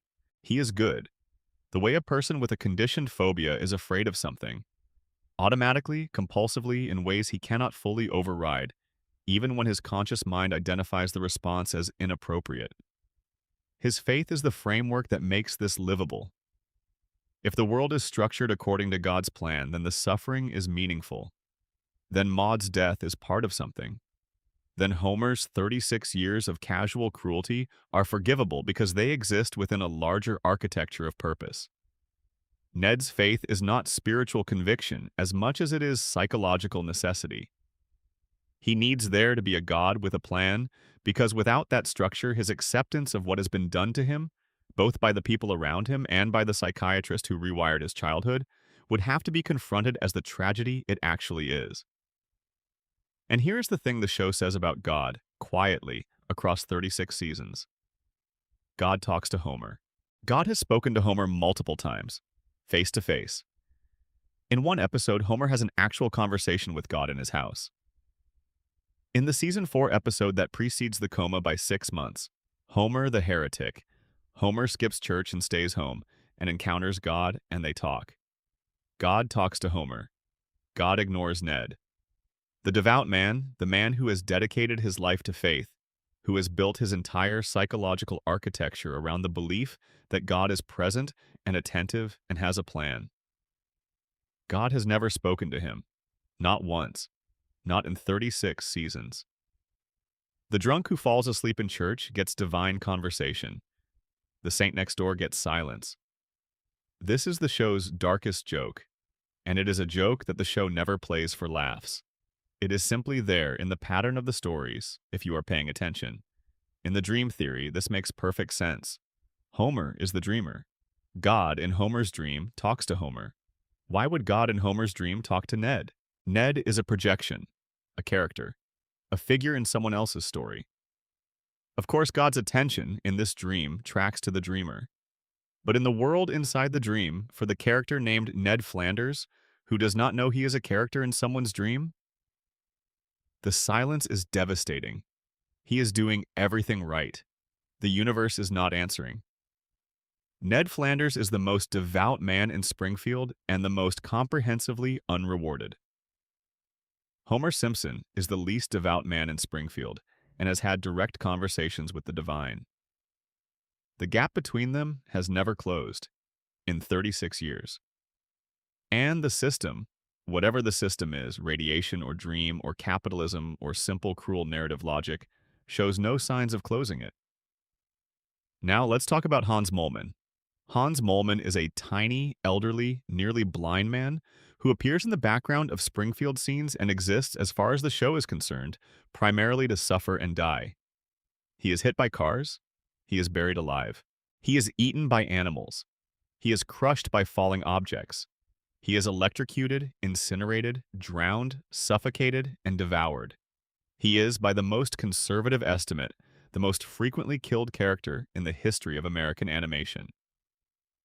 And he comes back. Every time. No explanation. No resurrection scene. No acknowledgement that he was dead in the last episode. He simply reappears, ready to be killed again. The show treats this as background noise. As a recurring visual joke, the death of Moleman as a reliable punchline that you can deploy whenever a scene needs a quick laugh. But in the framework of the theories, Moleman is strange in a specific, concentrated way. He once stated his age as 31 years old. Look at him. He appears to be in his 80s. He has the specific physical presentation of extreme old age. The stoop, the nearly non-functional vision, the papery skin, the way he moves as if every step requires conscious effort. He looks like a man who has been alive for 8 decades and is nearing the end of his 9th. He says he is 31. Something aged this man catastrophically. Something took a person in early middle age and advanced his body through 50 years of deterioration. Something that also, apparently, made him functionally indestructible, capable of dying repeatedly and returning, capable of surviving forms of damage that should produce permanent cessation of biological function. The radiation theory has the most direct answer. A man who has been closer to the plant's contamination than anyone else, for a longer period, with a biological response that went in the extreme direction. Accelerated aging, metabolic catastrophe, but also, somehow, an immune response to death itself. As if the mutation that aged him prematurely also rendered him immune to the normal conclusion of aging. In the coma theory, Moleman is something simpler and in some ways more disturbing. A minor character that Homer's dreaming mind doesn't maintain with full consistency. A figure that the dream renders, kills, and reconstitutes because it does not have the cognitive resources to maintain his continuity. He is the most visible evidence of the dream's resource management. The place where the seams show. The dream kills Moleman because it runs out of Moleman, and then it repopulates him because the scene needs a Moleman. He is a prop that bleeds. And then there is Frank Grimes. Frank Grimes appeared in only one episode. Season 8, the episode called Homer's Enemy. He was a man who had worked his entire life to achieve what Homer had through luck and incompetence. A stable job, a family, a house. Frank Grimes had done everything right. He had suffered genuine hardship. He had overcome genuine obstacles. He had earned, through genuine effort, a position at the Springfield nuclear power plant. And then he met Homer. And Homer's existence made everything Frank Grimes had done meaningless. Homer has the job Frank Grimes would kill for, achieved through zero effort. Homer has a house Frank Grimes cannot afford. Homer has a family Frank Grimes would give anything for. And Homer got all of it through a combination of luck, low expectations, and the specific kind of structural protection that we spent Section 5 talking about. Burns' deal with Abe, the guarantee of Homer's employment regardless of competence. Frank Grimes, confronted with the reality that the world does not reward merit, that Homer Simpson exists and thrives while people like Frank Grimes struggle, cannot survive the confrontation. He goes mad. He runs through the plant imitating Homer's incompetence. He grabs the wrong wires and is electrocuted and dies. At his funeral, Homer falls asleep and talks in his sleep, and the mourners laugh. Frank Grimes is the most tragic character in Simpsons history who is not a member of the main cast. He is tragic not because something terrible happened to him, but because he discovered something true. He discovered that the world does not function the way he had been told it functions. That merit is not the primary determinant of outcomes. That the Homer Simpsons of the world do fine, while the Frank Grimeses grind and sacrifice and come up short. He could not live inside that knowledge. In the dream theory, Frank Grimes is the person the dream cannot accommodate. He is the reality tester, the character who brings the logic of the real world into Springfield and finds that Springfield cannot sustain it. His presence is incompatible with the dream's operating assumptions. And so he dies. He is removed from the story because the story does not have room for what he represents. He is the real world, briefly admitted, and then expelled. The dream is not comfortable with what Frank Grimes knows, so the dream kills him off. Section 14. What the treehouse knows. There is one corner of The Simpsons that has its own rules, its own logic, its own relationship with death and reality, and the normal laws of narrative causation. The Treehouse of Horror. Every season, without exception, The Simpsons produces a Halloween special.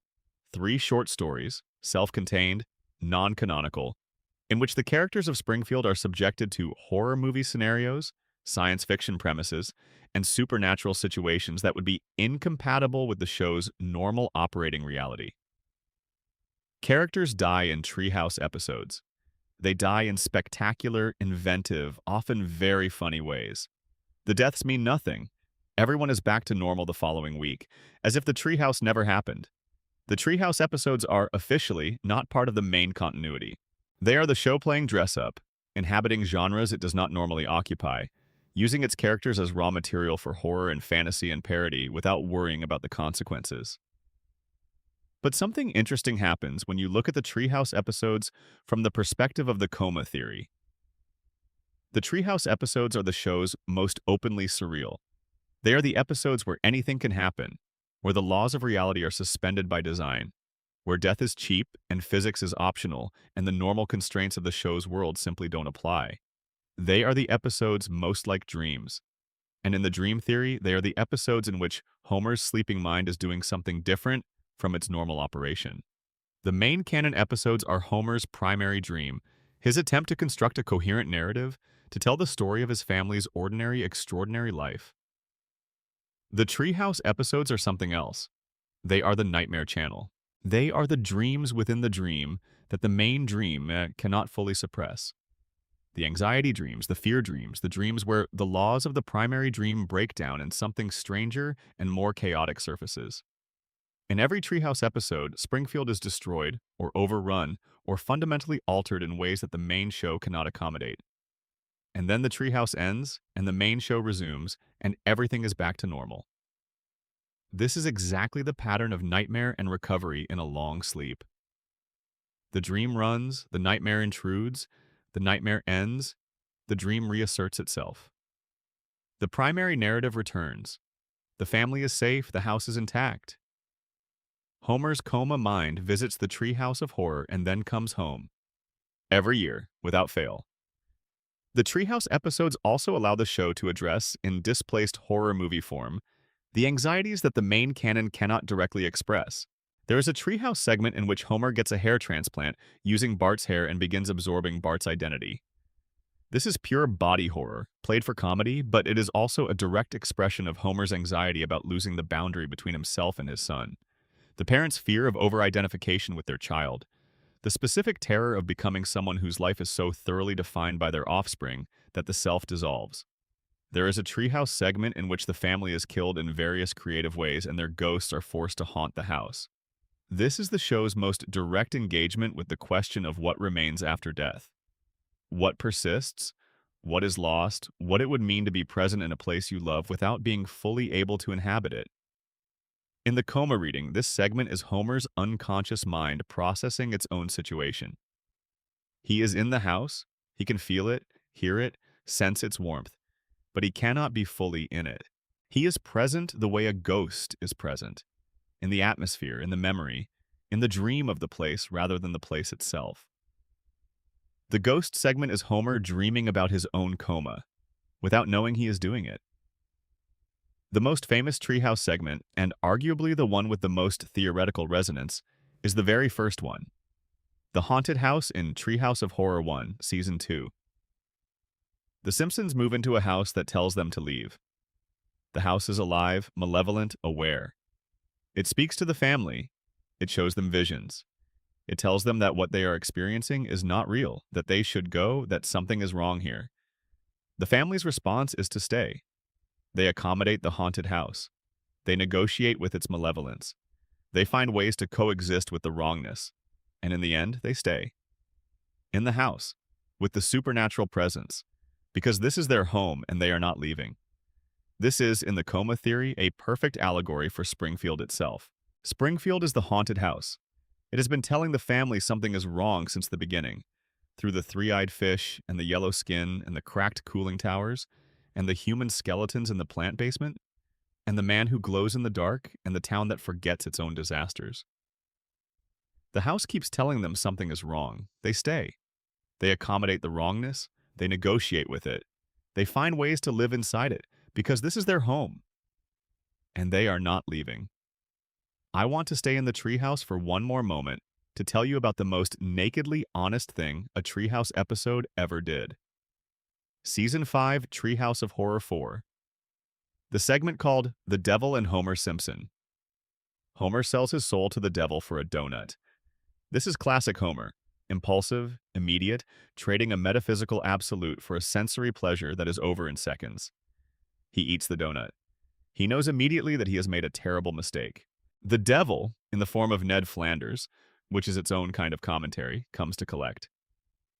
The subsequent trial, in which Marge produces a locket that Homer gave her when they were young, inscribed with the words, "I'll love you forever," and the jury determines that Homer's soul already belongs to Marge and therefore he cannot have sold it, is a love story told in the grammar of a legal proceeding. Homer's soul belongs to Marge. He sold it to the devil, and the sale was voided because someone else already owned it. In the dream theory, this is the clearest possible statement of the dream's foundational premise. Homer's soul is Marge's. The center of his being, the thing that makes him, him, was given to another person at some point in a parking lot or a kitchen or a high school hallway or a rain-soaked football stadium. He can't lose it. He can't trade it. He can't give it away. It's already given. And the locket, the physical token, the object that proves the prior claim, is small enough to fit in a locket, to be worn close to the body, to be carried everywhere. Love as evidence. Love as property. Love as the thing that saves you from the worst trade you ever made. Let me tell you something about the treehouse that the theory doesn't require you to believe. Something that is simply true about the show, independent of any interpretive framework. The treehouse episodes are the show being honest about its own horror. Not the horror movie parodies. Those are just fun, just genre play. But the horror that runs underneath the main show that the main show can only express through the displacement of genre parody. The horror of time, of change, of the ordinary catastrophes of ordinary life, the loss of parents, the growing up of children, the way love is tested by decades of proximity and difficulty and the specific abrasions of shared life. The main show is too busy being funny to look directly at these things. The treehouse, operating outside the rules, can look at them directly, and every year in October, the show does look at them. Through the mask of horror comedy, through the grammar of monsters and death and the supernatural, through 3 short segments that say the things the rest of the season cannot say. And then the mask comes off, and Springfield goes back to being Springfield, and Homer goes back to being Homer. And the dream continues. Section 15. Homer's Many Lives. There is a phenomenon in the post-coma Simpsons that fans have documented exhaustively. Homer has held more jobs than most fictional characters hold in an entire run. The number is not small. It is not a few guest spots in unusual workplaces. It is dozens, possibly hundreds if you count all the short-term occupations and one-episode roles that the show has deployed across its run. Homer has been a nuclear safety inspector, which is his baseline.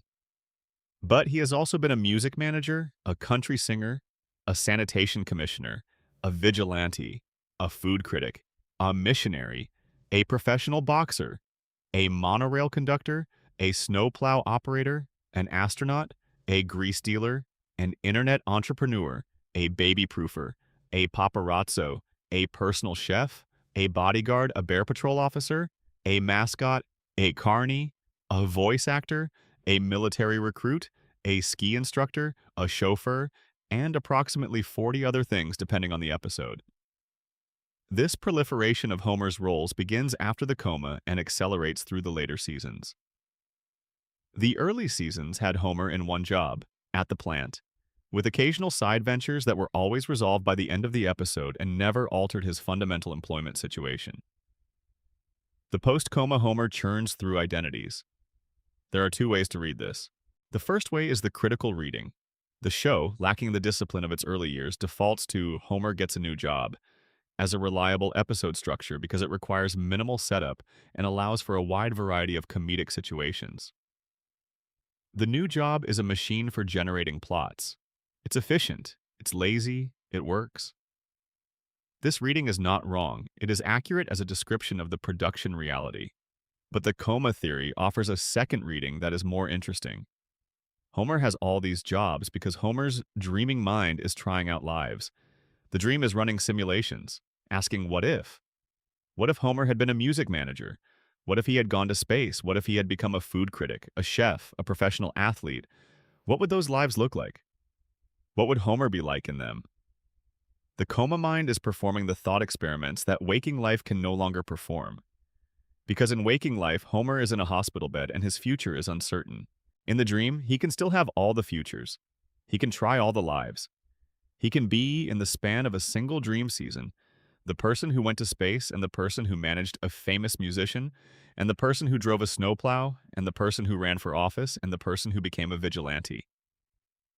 None of these lives stick. They end with the episode. They leave no trace on Homer's biography or capability. He wakes up next week back at the plant. Because the dream is not committed to any of these lives. It is visiting them, tasting them.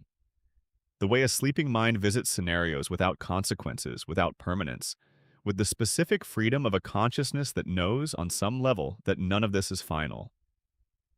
Homer can be an astronaut for 22 minutes and then go back to being Homer because in a dream, 22 minutes is a complete experience without requiring a permanent commitment. The job proliferation also says something about what Homer wanted from his life that his life didn't give him. The early seasons were careful about Homer's desires. He wanted to bowl. He wanted to own a bar. He wanted, in Homer's Phobia, to show his son a certain kind of masculinity. He wanted, in Homer versus Patty and Selma, to escape his financial situation with his dignity intact. These are small desires, specific and human and rooted in recognizable needs. The later seasons' job plots are larger, more fantastical. Homer goes to space. Homer meets presidents. Homer runs for sanitation commissioner and wins. Homer becomes a minor international celebrity in multiple unrelated fields. The desires have inflated. The scale of the imagined life has expanded. This is the dream becoming more expansive as it continues. As the dreamer's real situation remains static, the dream compensates by offering more. Grander gestures, more spectacular adventures. The fantasies of a man who cannot move becoming more elaborate over time, because the mind cannot sustain itself on small fantasies indefinitely. The post-coma.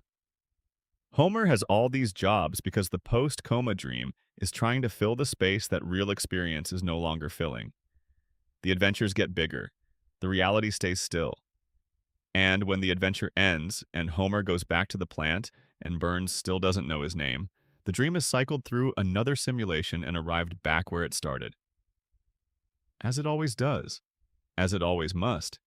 There is one job that Homer holds across the entire run, that never changes, that has been his home base for 36 years.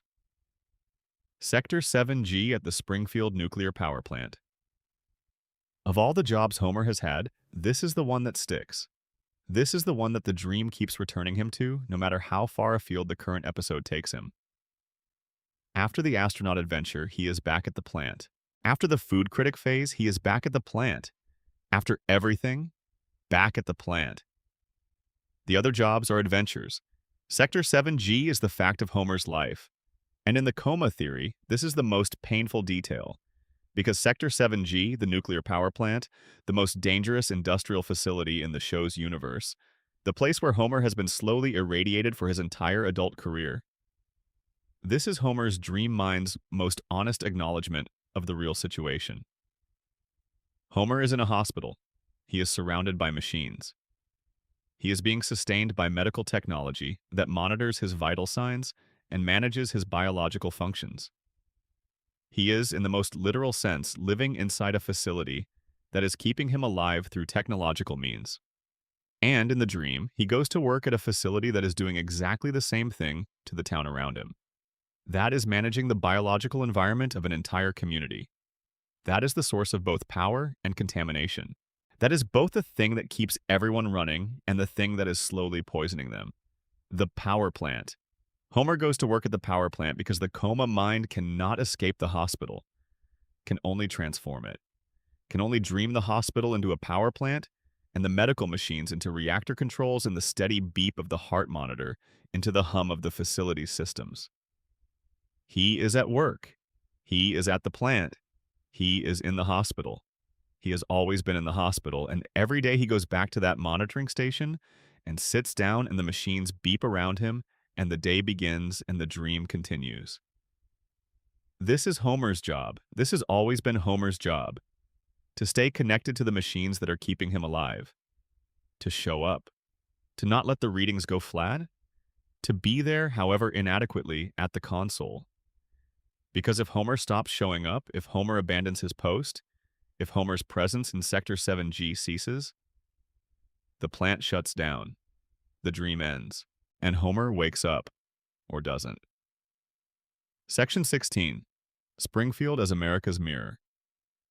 Your breathing has slowed. I can feel the quality of attention shifting, the way it does late in a long story. We are past the arc, past the climax, in the long, falling action now. The place where the story has said its main thing and is now sitting with you in the aftermath, letting the ideas settle like sediment through still water. Let me use this time to zoom out, all the way out, to the biggest picture. The Simpsons began as a satire of American family life. This was the explicit design. Groening and the writing team wanted to create a cartoon family that was the anti-Cosby Show, not the idealized, aspirational, conflict-free family of TV's sentimental tradition, but a messy, real, argued-over, financially stressed, emotionally complicated family that actual American viewers could recognize. The working-class father, the patient, talented mother, the rebellious son, the brilliant, isolated daughter, the baby. The show did this job so well and for so long that it transcended its original satirical purpose. It became, over 3.5 decades, something more than a satire. It became an institution, a record, an archive of American anxieties and preoccupations and cultural obsessions across a specific, irreplaceable period of American history. The Simpsons ran from the end of the Cold War, through the aftermath of September 11th, through the financial crisis, through the Obama years, through the Trump years, through the pandemic. It was there for all of it. Commenting, satirizing, processing, documenting. 36 seasons of America talking to itself through a cartoon family in a yellow town. The show's critics? And there are thoughtful critics who have written seriously about the show's cultural impact, often describe this as The Simpsons holding up a mirror to America. Reflecting American culture back at itself, showing the country what it looks like. This is the standard formulation, the mirror metaphor. But I want to suggest that the mirror metaphor understates what actually happened. The Simpsons did not just reflect America, it helped shape America. It helped determine what America looked like by providing a common vocabulary, a shared set of references, a way of talking about and processing the American experience that tens of millions of people absorbed over decades of watching. When you make a Simpsons reference, and Americans of a certain age make Simpsons references constantly, often without realizing they are doing it, because the show's phrases and images and scenarios have been absorbed so thoroughly into the language that they have stopped feeling like references and started feeling like just the way things are said. You are using a grammar that the show gave you. The show did not predict the future. The show gave the future a language to arrive in. When the Trump presidency came, it came into a culture that already had a Simpsons episode about it, already had the image, already had the joke. The reality arrived into a space that the fiction had already prepared. And in that preparation, the fiction was not a passive predictor, but an active shaper. Because the joke changes what the thing feels like, and what a thing feels like changes how it is experienced and processed and responded to. The Simpsons taught America how to feel about its own absurdity. That is not a minor thing.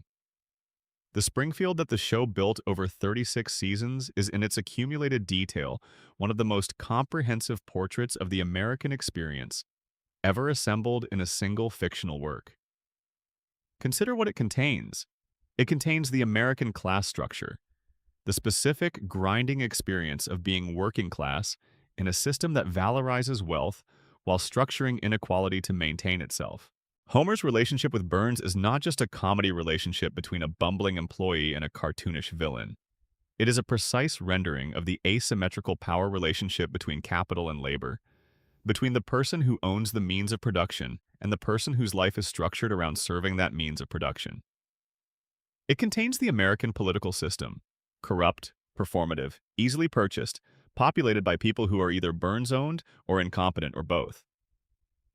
Mayor Quimby is a joke about American politics the way all the best jokes are true, because the reality it's based on is genuinely this bad. It contains American religion, in Ned's tortured, programmed, psychologically compromised piety, and in the casual, absent-minded indifference that most of Springfield has toward faith. The show takes both seriously without endorsing either, which is a genuinely difficult thing to maintain across 36 seasons. It contains American education, in the specific failure of Springfield Elementary, in the way Bart's intelligence is misread and wasted, in the way Lisa's intelligence is acknowledged and also not quite provided for, in the way the institution processes children through a system that is optimized not for their development, but for the production of a certain kind of compliant citizen.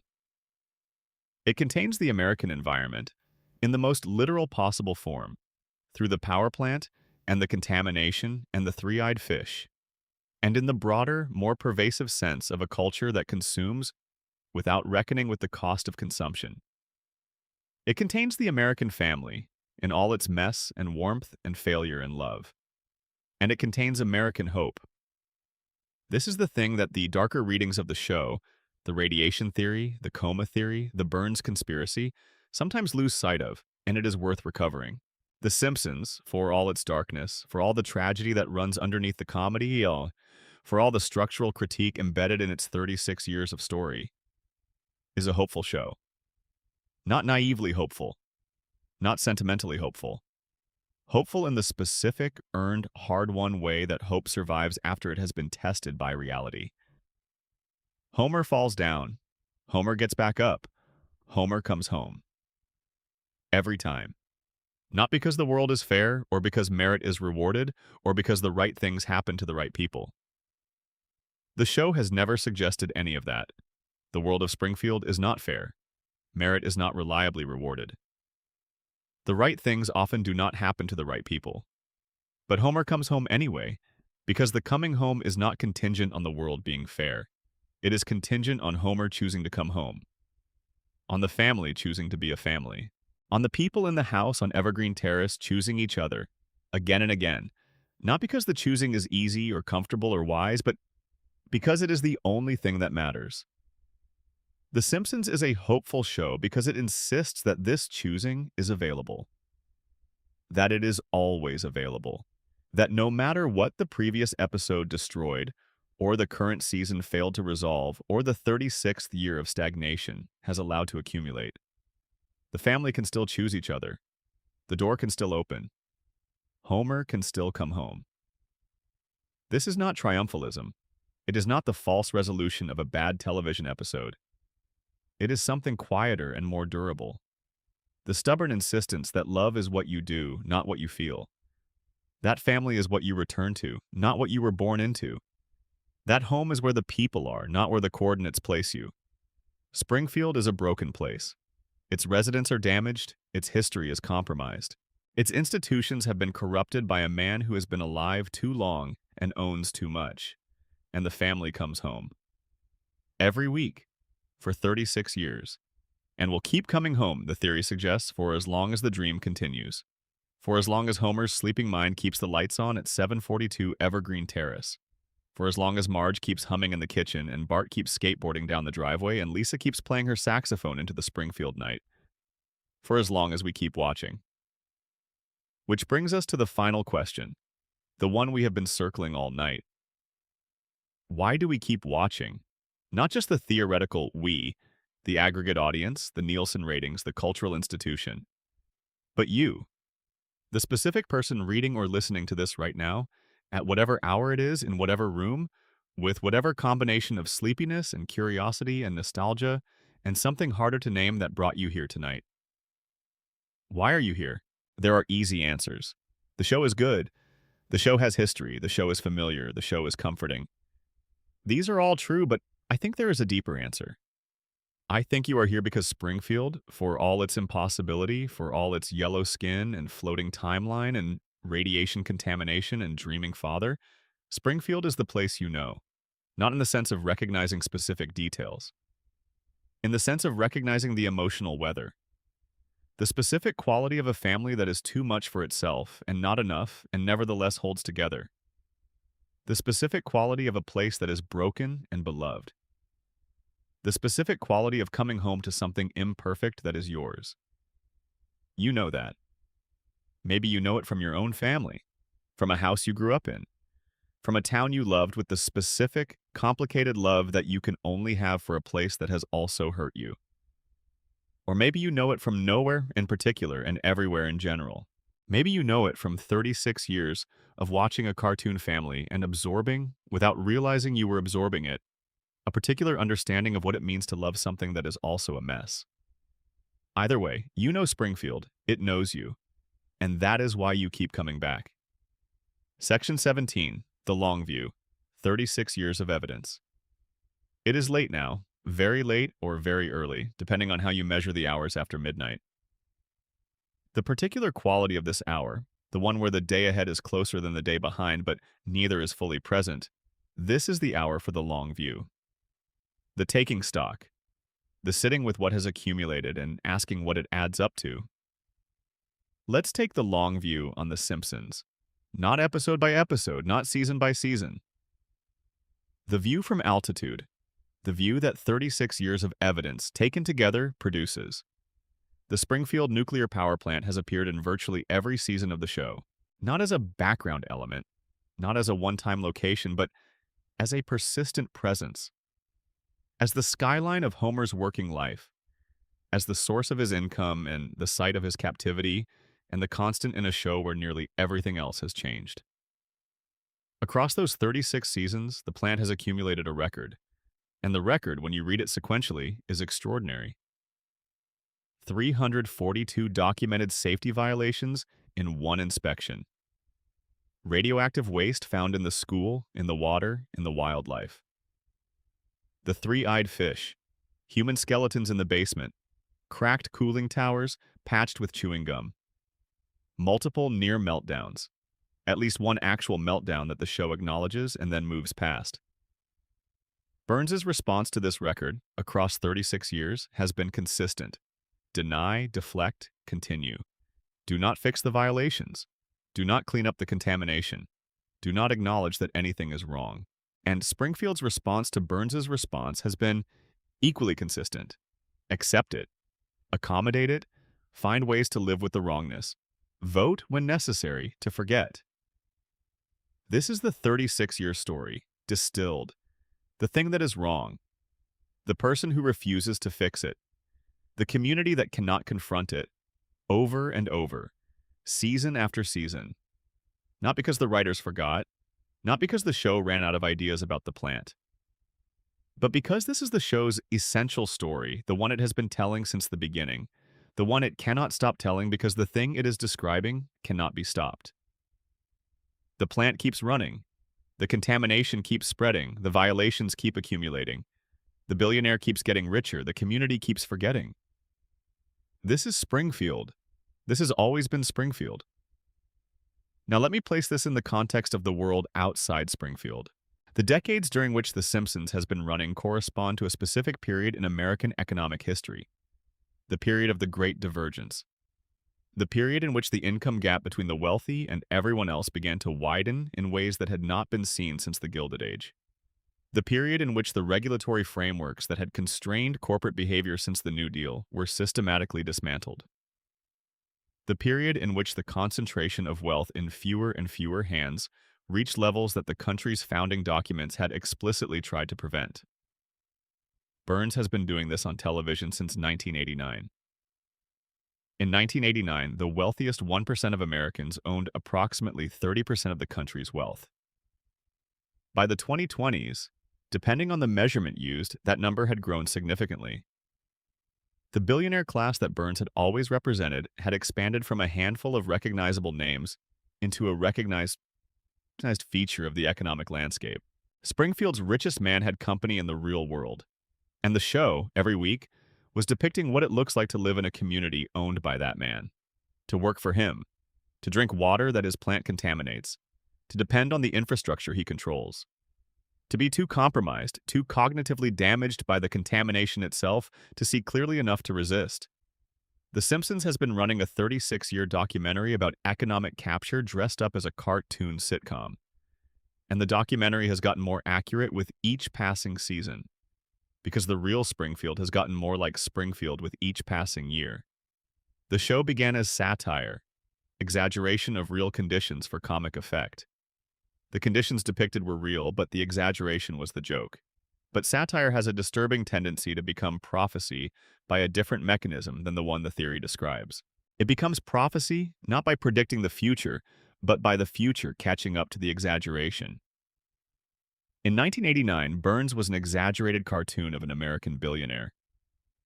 He was cartoonishly evil, cartoonishly old, cartoonishly omnipotent within his small domain.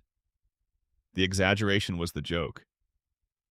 In 2025, the American billionaire class includes people who are, by any fair comparison, not significantly more restrained than Burns, who have used their wealth to purchase regulatory environments, political outcomes, media landscapes, who have extended their influence into every corner of public life, who have, in certain cases, lived long enough and accumulated enough institutional power that the normal mechanisms of accountability have become difficult to apply to them. The exaggeration closed.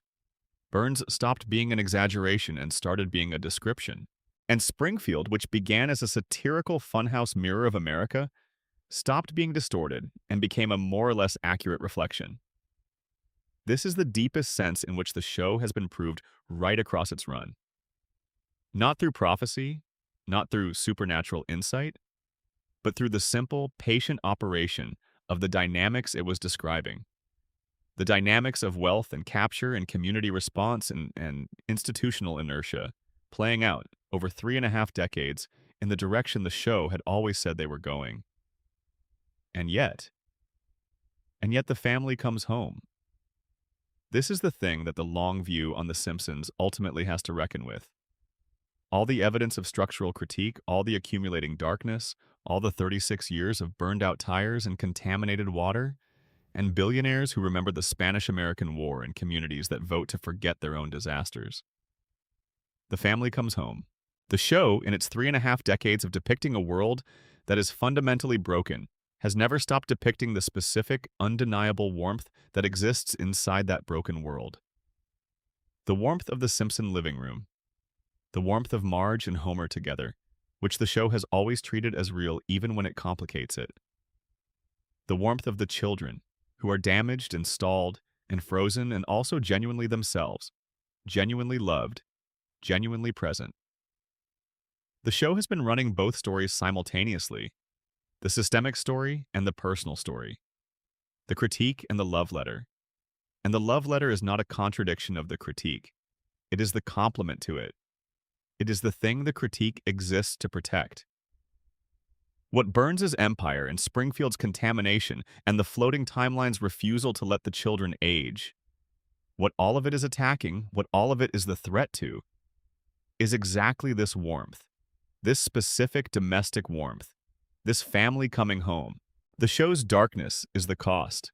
The family is the thing that has been paying it. And the family somehow is still there.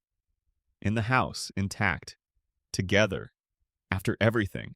After 36 years of everything. Section 18. The night before the loop. Homer at 36. There is a version of this story that I want to tell you now. A version that doesn't exist in the show but feels true to it. A version that belongs to the space between the episodes and the hours the show never depicts. This is the version of a Sunday evening in Springfield. Not the Sunday evening of the opening credits, not the couch gag and the channel changing and the carefully choreographed family arrival. A different Sunday evening, an ordinary one, after the episode has ended and the credits have rolled and the television has moved on to something else. It is 1993, before April, before the beer can, before the hospital. Homer is in his chair. The television is on, but he is not watching it particularly. The blue light of it falls across his face in the particular way that television light falls. Slightly unreal, slightly cold, turning everything it touches into a version of itself. His beer is mostly finished. He can hear Marge in the kitchen. The sound of her there is so familiar it has become part of the house's ambient noise, like the hum of the refrigerator or the creak of the third stair. From upstairs, something. Bart's laugh, a thump. The specific sound of a child engaging in some activity that will probably be revealed as having been a bad idea. From further away, from the room at the end of the hall, music. Lisa's saxophone. The particular sound of it, slightly too large for the space, slightly raw at the edges, exactly right at the center, fills the upstairs hallway and comes down the stairs and reaches Homer in his chair, and Homer doesn't know enough about music to name what she is playing. But he knows what it makes him feel, which is something in the region of the feeling you get from something that is beautiful and slightly heartbreaking at the same time. And he doesn't examine this feeling because Homer doesn't really examine his feelings, but he lets it be there, in the background, under everything else. Maggie is asleep. The house is alive. Homer is 36 years old. He does not know that in April, a beer can will shake, and a vending machine will fall, and he will lie still in a hospital for 7 weeks and lose 5% of everything. He does not know that after that, in whatever way after functions for a man in a coma, the town will expand and the years will stack up and the children will not grow and the dream will run and run and run. He doesn't know any of this. He is just a man in a chair listening to his daughter play. And that is enough. That has always been enough. This is the image I want to leave you with as we move toward the end of this long night together. Homer in the chair, the television on, the kitchen sounds, the saxophone from upstairs. Not the Homer who has been to space or run for office or met presidents. Not the Homer of the post-coma era, the increasingly cartoonish Homer of the later seasons, whose physics-defying survival of every catastrophe has become so normalized that it barely registers. Not the Homer of the theory, the sleeping man in the hospital bed. Just this Homer. This specific man in this specific chair in this specific house on a Sunday evening in the winter of 1992 or 1993, a few months before April, before everything changed. The man who will love his family for as long as he is capable of anything. The man for whom that love is the entirety of what he has to offer, and who offers it imperfectly and completely every episode for 36 years. The man who dreamed Springfield. Or the man Springfield was always dreaming about, depending on which theory you believe, or both. Both theories can be true, in the way that the most important things are usually true in more than one direction at once. Section 19. The evidence that never goes away. Let me revisit something we've only touched on, because it deserves its own slow examination. The evidence. Across this entire video, we have been building a case. We have been laying piece by piece of evidence into a structure and standing back to look at it and saying, this has a shape. This points somewhere. The pieces are not random. The pattern is real. And I want to spend some time now going back through the most important pieces. Not to prove anything. We are well past the place where proof is what matters. But because revisiting evidence in the quiet of a late night is different from encountering it the first time. The second time around, you are not surprised by what you find.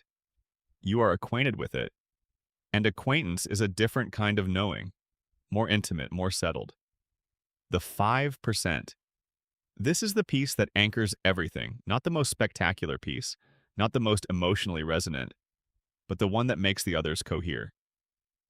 The April 1st, 1993 coma episode explicitly states that Homer lost 5% of his brain function. This is not implied, it is not suggested. It is stated by a doctor in the show as a fact about Homer's medical situation. 5% is gone. The question the theory asks, the question the show never asks, is 5% of what exactly? What function specifically? What did that 5% govern? The show suggests it was general intelligence. The joke is that Homer, already not smart, is now slightly less smart. This is the intended reading. But what if the 5% governed the distinction between waking and dreaming? The specific cognitive function that allows the waking mind to know it is awake? To maintain the thread back to consensus reality? To understand the difference between the world as it is and the world as the dreaming mind reconstructs it? What if the 5% that was lost was the 5% that would have woken Homer up? The God conversation. 6 months before the coma. Homer the heretic. Homer stays home from church, has a direct conversation with a divine figure who, within the show's internal logic, is genuinely God. And God tells Homer something. God tells Homer that his time has not yet come, but that it is coming. In the context of a regular Simpsons episode, this is a funny line, a theological joke. God in Homer's house, casually mentioning that Homer's death is a future event rather than an immediate one. And then the moment passes and the episode continues. But in the context of the coma theory, 6 months later, Homer is in a coma. 6 months after God told him his time was coming, Homer's waking life ends. The timeline matches. God was not predicting Homer's death. God was describing the end of Homer's conscious engagement with the world, the moment when the waking Homer would give way to the dreaming Homer, when the ordinary life would be exchanged for the dream of the ordinary life. His time was coming. It came. The tonal shift. This is the evidence that is hardest to quantify and easiest to feel. Watch the early episodes, then watch the late episodes. You don't need a theory to feel the difference. Something changed. Something in the show's relationship to its own material, its own characters, its own sense of what it was trying to do. The early show felt like it was trying to be true. The later show feels like it is trying to be the early show. This distinction sounds subtle. It is not. It is enormous. A show that is trying to be true has the quality of something alive. It takes risks. It goes somewhere it doesn't know the end of. It allows its characters to surprise it. It follows the emotional logic of its stories, even when that logic is uncomfortable. A show that is trying to be itself, trying to reproduce its own prior forms, has a different quality. The jokes land because the jokes are calibrated to land. The emotional moments arrive because emotional moments are supposed to arrive at this point in the episode structure. The character says the thing the character is known for saying, and the laugh track fires and the beat is accomplished. The Simpsons of the post-coma era is increasingly a show trying to reproduce itself. In the dream theory, this is the dreaming mind's limitation. A dream that has been running for 30 years cannot generate the same spontaneity it had in its first years. The dreaming mind has its established patterns now. It knows how a Simpsons episode goes. It generates the episodes according to the pattern rather than discovering them. The spontaneity is replaced by competence. The discovery is replaced by reproduction. The dream knows itself too well to surprise itself. The celebrity flood. We've talked about this, but let me linger on it, because it rewards attention. In the early seasons, celebrity guest appearances were rare, carefully integrated into narrative logic, and used to say something specific about the show's world rather than simply to provide the pleasure of recognition. Michael Jackson appeared in Season 3. The episode, Stark Raving Dad, built its entire emotional structure around his appearance. He played a large white man named Leon Kompowski, who believed he was Michael Jackson, and the relationship that developed between this figure and Bart, who was trying to create a song as a birthday present for Lisa, produced one of the show's most genuinely moving endings. The celebrity appearance was not a cameo. It was the emotional engine of the episode. By Season 12, celebrity appearances had become a different kind of thing. The celebrity arrives. They are in Springfield. They do celebrity things. They interact with the Simpsons. They leave. The plot continues. The celebrity is no longer the engine. They are content. Content, delivered in exchange for the cultural capital of appearing in The Simpsons. In dream terms, the early celebrities were fully dreamed figures. Homer's unconscious mind worked them into the dream's emotional architecture, used them for something specific, let them earn their place. The later celebrities are fragments from the outside world. Voices and names Homer's coma mind is absorbing through the ambient noise of the hospital room, the television in the corner, the conversations happening at his bedside, dropped into the dream without full integration. They appear and move through and go the way ambient stimuli move through a dreaming mind without fully becoming part of it. The celebrity flood is Homer picking up channels. Signal from outside translated imperfectly into dream content. The memory that the show can't quite stabilize. There is a running inconsistency in The Simpsons that the show's critics have documented at exhaustive length, the question of what Homer and Marge remember about their own pasts. In some episodes, Homer remembers his childhood with great specificity and emotion. In other episodes, the same period of his childhood is contradicted by different specific and emotional memories that cannot coexist with the first set. In some flashback episodes, Homer and Marge met in high school in the mid-1970s. In others, they met in high school in the late 1980s or early 1990s. The show's defenders describe this as the floating timeline producing unavoidable inconsistencies. The show has been on the air long enough that its backstory cannot be maintained with full consistency across all of its episodes. This is true. It is a real production reality. But the coma theory adds a layer to it that is precise and interesting. A dreaming mind does not maintain consistent memories. The dream might, in one episode, access one set of memories and construct the past from them. In another episode, it accesses a different set and the past reconstructs differently. Not because the dreamer is dishonest, because the dreaming mind does not file memories in a stable archive from which they can be retrieved consistently. It accesses them associatively, contextually, in response to what the current moment of the dream requires. Homer's backstory keeps changing because Homer's dreaming mind is building it fresh each time the dream needs it, from the materials available in the moment, without cross-referencing with previous constructions. His past is not unstable because the writers forgot. His past is unstable because he is dreaming it. The physical indestructibility. Homer's body in the post-coma era is essentially indestructible. He has been shot, electrocuted, fallen from great heights, been hit by cars, been bitten by animals, been involved in explosions, and recovered from all of it with implausible speed and completeness. The early show's Homer survived things too. He was always in physical peril, always the victim of cartoon physics. But the scale was different, more grounded, more in the range of the physically possible, if exaggerated. The early Homer's body had some relationship with biological reality, even if it stretched that reality for comic effect. The post-coma Homer's body has no consistent relationship with biological reality at all.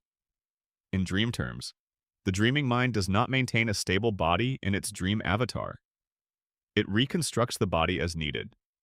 The dream Homer needs to survive the fall because the episode requires Homer to survive the fall.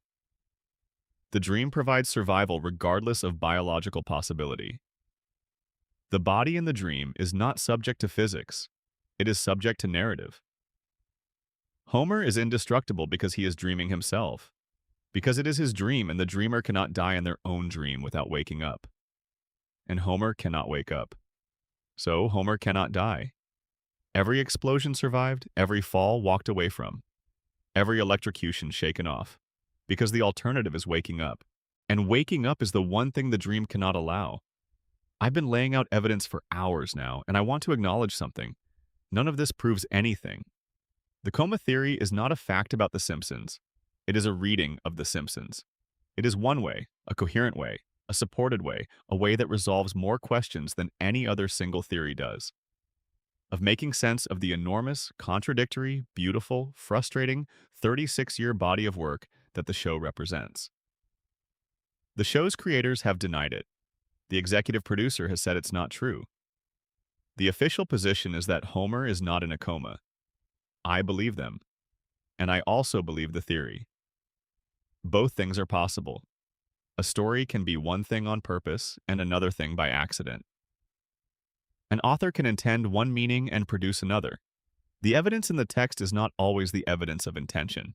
It is the evidence of what the text actually does, which is sometimes different from what the text was meant to do.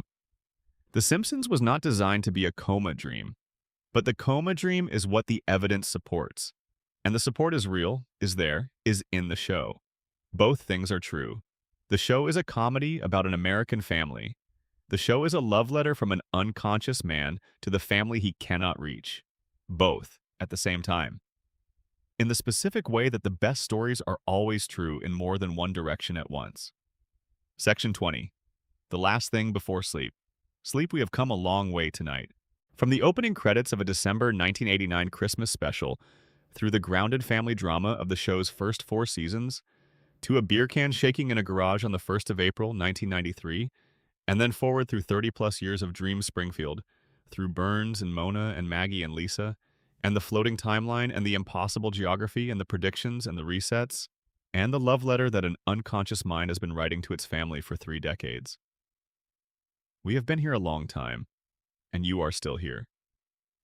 I want to say something about that, actually.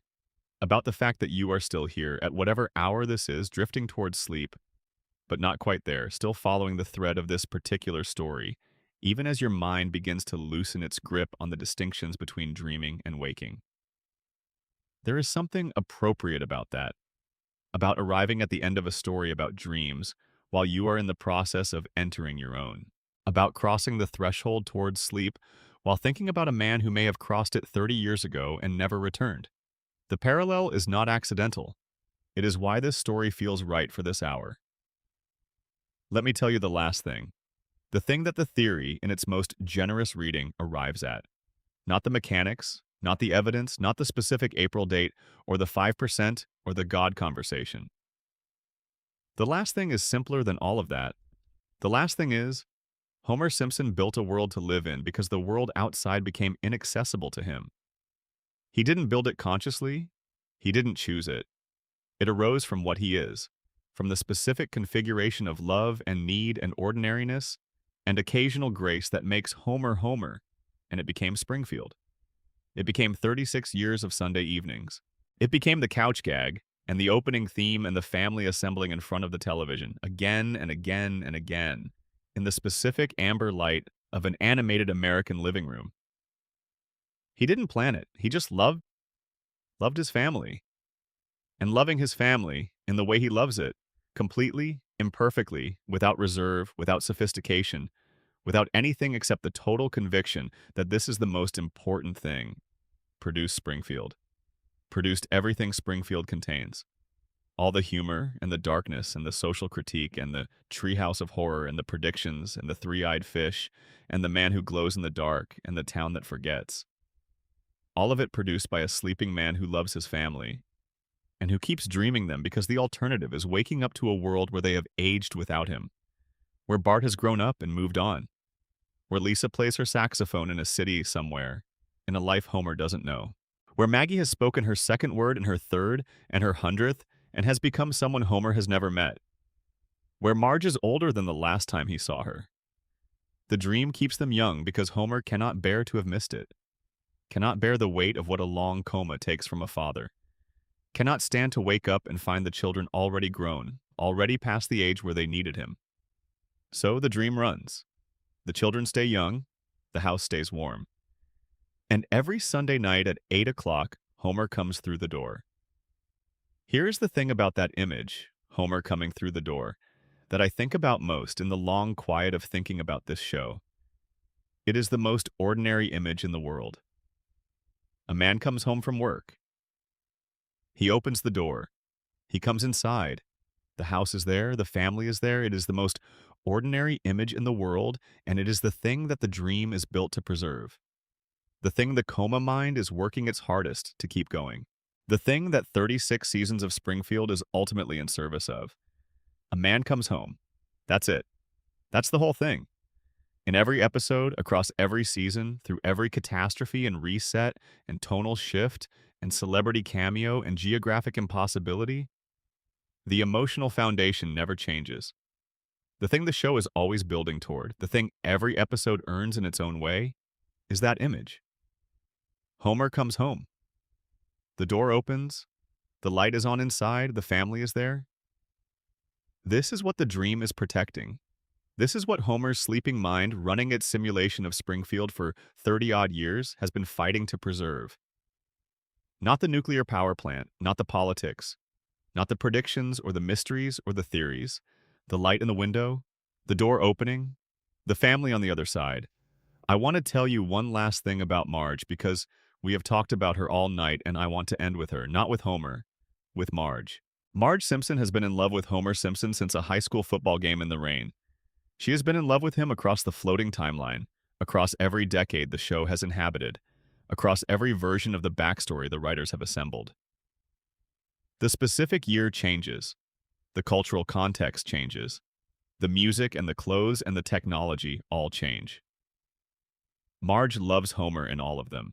She loves him in the early seasons when he is a specific, grounded, recognizably human mess of a man. She loves him in the later seasons when he is increasingly a cartoon of himself, a symbol of comic excess. She loves him in the episodes where he gets it almost right and in the episodes where he gets it catastrophically wrong. She loves him when he is coming through the door at the end of the episode and when he is, once again, the reason the episode needed to happen.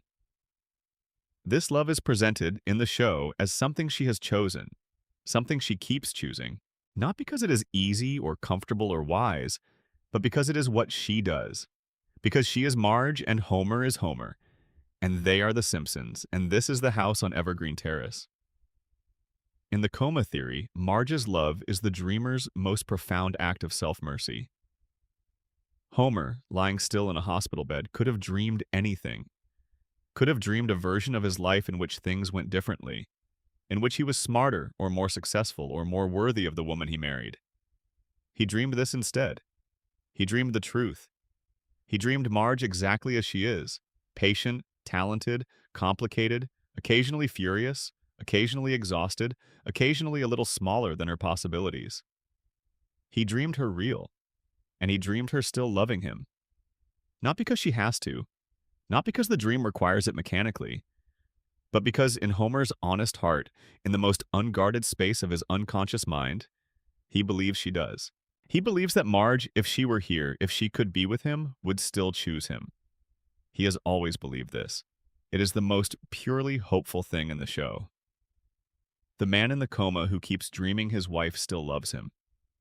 Because he believes she does. Because some part of him knows that the best thing that ever happened to him is the woman who said yes in the rain outside a football stadium. And he has not stopped knowing that for a single day of his life. Waking or sleeping.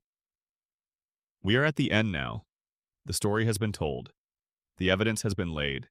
The theories have been examined and found to be coherent, and found to be beautiful, and found to be, whatever else they are, worth taking seriously. Springfield exists. It has existed since 1989. It will continue to exist for as long as the show runs, which is to say, for as long as we keep watching, which is to say, for as long as we need the thing that Springfield provides. The fixed point. The warm house. The family that doesn't change. Homer in his chair, Marge in the kitchen, Bart on his skateboard, Lisa on her saxophone, Maggie in the playpen with her enormous eyes and her secret intelligence and her 36 years of watching. The loop. The dream. The thing we built because we needed it and kept because we couldn't let it go. And wherever Homer Simpson is tonight, in a hospital bed in Springfield, or in a chair in his living room, or somewhere between sleeping and waking in the specific suspended state that produced 36 seasons of television, he is with his family. He is always with his family. Because the dream won't let him leave. Because we won't let him leave. And neither will he. Good night, Springfield. Good night, Homer. The light is still on at 742 Evergreen Terrace. It's always still on. Thank you for spending this long night in Springfield with me. If you found something here worth holding on to, subscribe. There is so much more to explore. And if you're still awake, well done. You earned that. Now rest. The dream will still be here when you come back. It always is. End of script. SCRIPTEOFWC-W/MNT/user data/outputs/Simpsons _timeline_final.m. D. Appendix. The smaller mysteries Springfield left unsolved. Before we close the door completely, there are a handful of smaller mysteries that deserve their few minutes of quiet attention. Not enough to anchor a full section each, but enough to sit with, enough to feel the particular texture of the unanswered question, which is one of the specific pleasures Springfield has always offered. These are the threads that were pulled and never fully followed. The details that the show dropped and then stepped over without looking down. The questions the characters cannot ask because the dream has made sure they can't. We can ask them. The human skeletons in the basement of the nuclear power plant. This is one of the most genuinely unsettling details in the show's entire 36-year run, and it is deployed in the most casual possible way, as one item in a list of safety violations. Somewhere around violation number 200 and something, during the famous inspection that produced the 342 violation count, the list includes human skeletons in the basement. Human skeletons in the basement of a working nuclear facility. The show moves past this with the same comedic velocity it applies to everything else on the list. The cracked cooling tower, the luminous rats, the plutonium paperweight. It is one item among many. The joke is in the accumulation, in the sense that the list is so long and so absurd that each new item is funnier than the last. But human skeletons, in the basement. The show never tells us who these people were, never tells us how they got there, never tells us whether Burns knows about them, whether Smithers knows, whether any investigation was ever conducted or any questions ever asked. The bones are simply there, in the basement, in the dark, underneath the reactor that has been running for decades. Who were they? Workers, perhaps. From an earlier era of the plant's operation before even the current catastrophic level of safety violations. People who were there when the reactor was new, when the protocols were even looser, when the men who built this infrastructure were less concerned with the survival of the people inside it. Or something else. The show doesn't say. And the not saying is its own kind of statement. Springfield has human bones in its basement and nobody asks why. Nobody opens the investigation. Nobody names the dead. In the dream theory, these skeletons are the deepest material in Homer's unconscious, the oldest damage, the thing that was wrong here before Homer arrived. The evidence that Burns's reign of contamination and negligence has been going on longer than Homer has been alive has claimed people whose names are not even available for the grief they deserved. The bones are the historical record of what the plant has always been. They are in the basement. They are still there. The tire fire. Springfield has a tire fire, a perpetually burning pile of tires somewhere on the outskirts of town that has been burning for as long as anyone can remember. It appears occasionally in establishing shots, a column of black smoke rising against the Springfield sky. It is a background element, a piece of Springfield's ambient environment. It is never explained. Nobody seems to know how it started or how long it has been burning. It is simply part of the landscape, a feature of the place. In one episode, a character, Bart, I believe, mentions that the tire fire has been burning since before he was born. This makes the tire fire at least 10 years old at the time of the episode's setting. And given that the same tire fire appears in episodes set decades apart, its actual duration is indeterminate. It may have been burning for 20 years, 30. Its origin is lost in the same forgetting that swallows everything else in Springfield. The tire fire is both funny and exactly right as a symbol for what Springfield is. A thing that should have been addressed and wasn't. A wound in the landscape that got normalized, that became so familiar it stopped being noticed, that the town simply incorporated into its sense of place the way you incorporate a scar. Springfield drives past the tire fire on the way to work. Springfield drives past the tire fire every day, and nobody stops to think about how long it has been burning. The founding of Springfield. We touched on this briefly when discussing Lisa the Iconoclast, the episode that revealed that Jebediah Springfield, the town's heroic founder, was in fact a criminal who constructed a false legend about himself and had that legend institutionalized in the town's official history.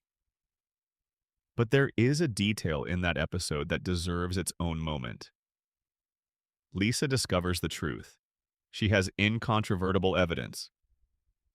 She stands at the microphone at the town's Jebediah Springfield Day celebration, prepared to reveal everything.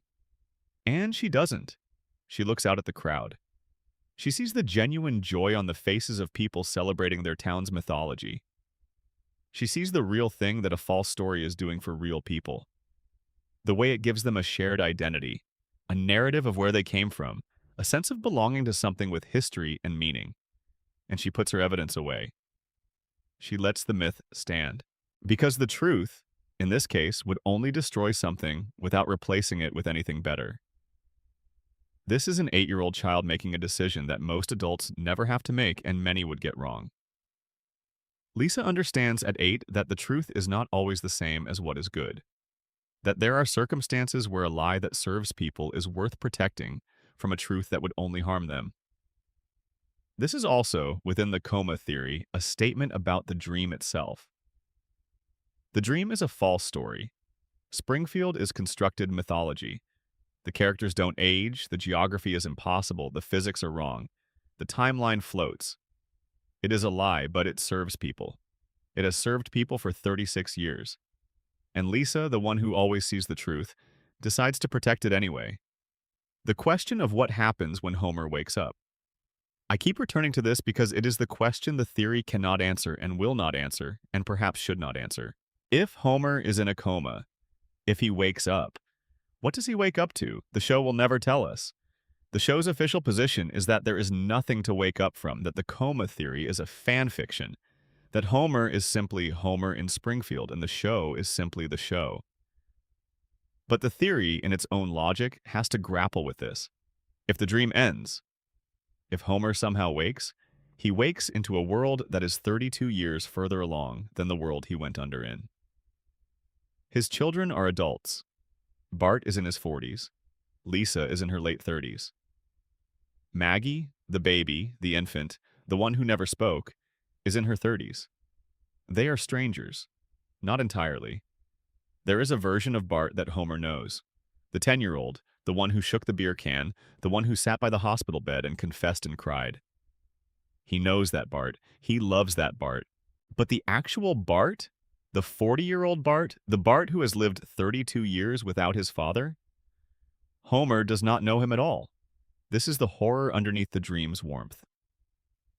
The thing the dream is running from. Not just the loss of the family as they are, but the possibility that the family has become people Homer doesn't recognize. That the love is real, but the people have moved past the place where that love is legible. The dream preserves the Bart that Homer loves. The Bart he can love, the Bart whose shape is known to him. The real Bart is someone else. And if Homer wakes up, he has to meet the real Bart for the first time. That is not a warm thing. It is a devastating thing, which is why perhaps the dream doesn't end. Which is why Homer stays in the dream. Where the family is still the family he loves. Where the house is still the house. Where everything is still the thing it was on the day he went under. Where nothing has been lost that cannot be recovered in the next episode. Where the door still opens, and Homer still comes home.